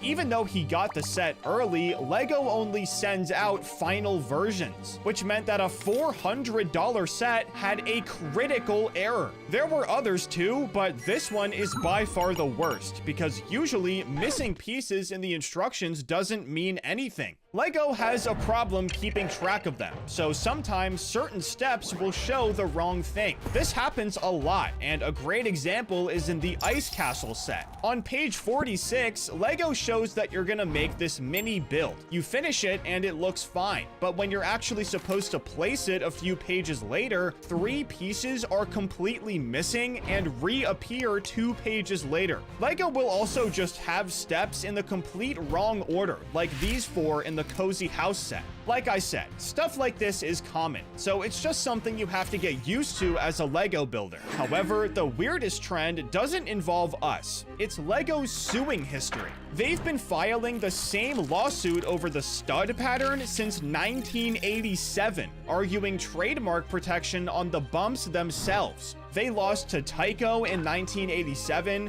Mega Bloks in 2005, Bestlock in 2009, and the list keeps going to the modern day, which is especially weird because it can't be cheap filing all these lawsuits. You think they'd learn their lesson after losing so much, but regardless, another weird trend is LEGO designers signing their sets with their initials. Over the years, people have started noticing this a lot, and they're super common on license plates. Jamie Berard signed the Aston Martin DB5 with JB way back in the day, and the Shockers van in a new Spider-Man set says ACJR10 for set designer Justin Ramsden and graphic designer Adam Corbally. It doesn't matter what the era is. If it's recent, you'll probably find initials on a LEGO license plate. However, designers don't always reference themselves. When Tiago Catarino quit LEGO in 2019, his former colleagues put a tombstone reading TC inside the Haunted House set for 2020. They also named one of the interior pipe organs the Organ of Catarino.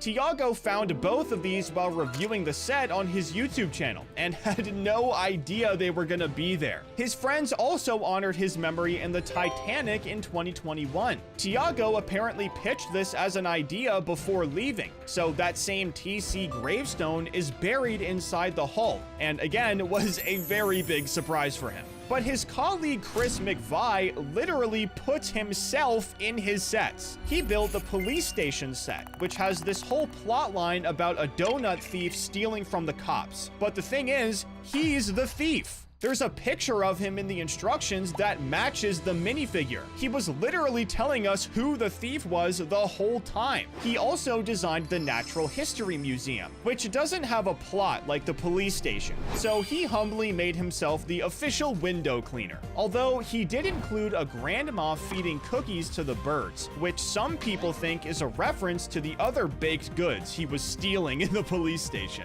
It'd be pretty funny if it's true, but other designers who moved from their home country to Billund leave a different kind of signature. Before Tiago left LEGO, he helped design the gingerbread house and put red and green hand towels in the bathroom to represent the Portuguese flag. This is a very subtle example because the designer of the Tales of the Space Age set built the Polish flag right into the build. It stands out way more than Tiago's or one of the many flags in the A4 frame cabin set. But speaking of standing out, have you ever noticed the pink bricks in Star Wars sets? Designer Henrik Anderson apparently started a joke on the Star Wars team about whether pink bricks could be hidden in their LEGO sets. And to take it a step further, his wife Danielle, a quality engineer at LEGO, promised pink brick cake to the entire team every time they successfully hid one. So over the years, the team has hid lots of pink bricks in loads of different sets. So of course, the internet noticed it. Everybody thought it was awesome, so it became a tradition passed down between different designers. It's not in every set, but it still shows up, just like the Pirates theme. For some reason, this theme has been retired and brought back more than any other theme, and its timeline is crazy. The original retirement year was 1997. Then it came back and retired again in 2001. After this, it came back in 2009 and retired again in 2015. Then, for one last hurrah, LEGO made the Barracuda Bay set in 2020. It's not officially part of Pirates. LEGO was just doing it to keep the name alive, and they did the same thing with Bionicle. Its return started with a gift with purchase set that leaked on Instagram in 2022 before officially launching in 2023. Then in 2026, CMF Series 29 included a Bionicle cosplayer, a regular minifigure with a Tahu mask on his head, which also leaked on Instagram before LEGO announced it. Bionicle fans tracked down both of these drops for years after winning the 90th anniversary vote, and like their theme, not everything comes back. Like Big Figs, those oversized figures used for characters like Thanos, the Hulk, and Sandy from Monkey Kid, started in 1999 and quietly stopped being made around 2022. The replacement is mech armor, big suits built around a normal minifigure. LEGO did this for the Hulk in 2023 instead of just giving us a Big Fig. But another solution is giant hand pieces, like what the Thing has in the newest Marvel sets. And what Big Figs quietly lost, the modular buildings theme kept in a different way. Every new set hides a reference to an older one. The cafe corner box is inside the assembly square. Art from the Parisian restaurant shows up in the boutique hotel. There's a brick bank advertisement inside the police station. There are so many. LEGO wanted these sets to connect inside and out, and the result is an Easter egg hunt that's pretty much impossible to keep track of. But sets referencing each other is one thing. The Home Alone set takes it further. Under the Christmas tree in the living room is a miniature box of the Home Alone set itself. This one isn't even a weird trend, to be honest. I've never even seen another LEGO set have a mini version of itself inside of it. Although LEGO also changed Michael Jordan's Bulls 23 jersey to Bricks 23. So I guess I shouldn't even be surprised. And what's going on in Ninjago City shouldn't surprise me either, but it does. Since 2017, designers have been hiding stickers and micro builds referencing the most random themes ever. Galador, Fabuland, Rock Raiders, Spy Botics, Legends of Chima, and more. These are themes regular LEGO builders haven't even heard of, but these references do actually serve a purpose. They exist in Ninjago City the way closed businesses do. They're gone now, but their logo is still on the building. But this next trend is weirder than everything else. We know that LEGO likes lore, but sometimes they take it too far. In CMF Series 5, they released the Lumberjack minifigure, whose name is Kel, and 4 years later, they put him in Series 14 as a werewolf. He even has the same name tag to prove it. This was the second time they did this in CMF though. The first was the Skater in Series 1. He ended up turning into a zombie, but he was in the I Love That minifigure book instead of a different CMF series. It's clearly very weird, and there's even a Tiger Woman minifigure, who was a normal human that got changed into a half tiger by an ancient artifact, according to the lore. CMF clearly has some weird trends, but the weirdest one is what the Hot Dog Man started. He was in Series 13 back in 2016, and was the first minifigure dressed up in a food onesie. He was super popular, and like wildfire, it started spreading. Corn cob SpongeBob guy showed up in Series 17 in 2017, then an identical costume appeared on Mayor Solomon Fleck in Lego City with no explanation. He's just a mayor who wears a corn suit like it's normal. Over the years, Lego's made more and more food onesie minifigures, to the point where Lego City streets are absolutely full of them. And things being where they shouldn't extends into what sets are actually built from. We've seen Lego repurpose different pieces, but they love doing it with guns. They reserve this for 18+ sets so kids don't get random gun pieces. But a surprising one is the Succulent set from Botanicals. It comes with gun handles, and Lego used them to make the angles they needed to attach the leaves. They even tell us to spot the repurposed Lego elements on the website, but sets for older kids shouldn't have too many stickers, and the big Ninjago sets always have way too many. This is how Lego crams in all of those references to old themes, and Ninjago City has 60 stickers across 2 different sheets. When it released, this was the flagship set for this theme, so you'd think they would try to keep it low, but they don't and never have. They've done the same thing in every other flagship Ninjago set. City Gardens has 66, City Docks has 56, and City Markets has 72.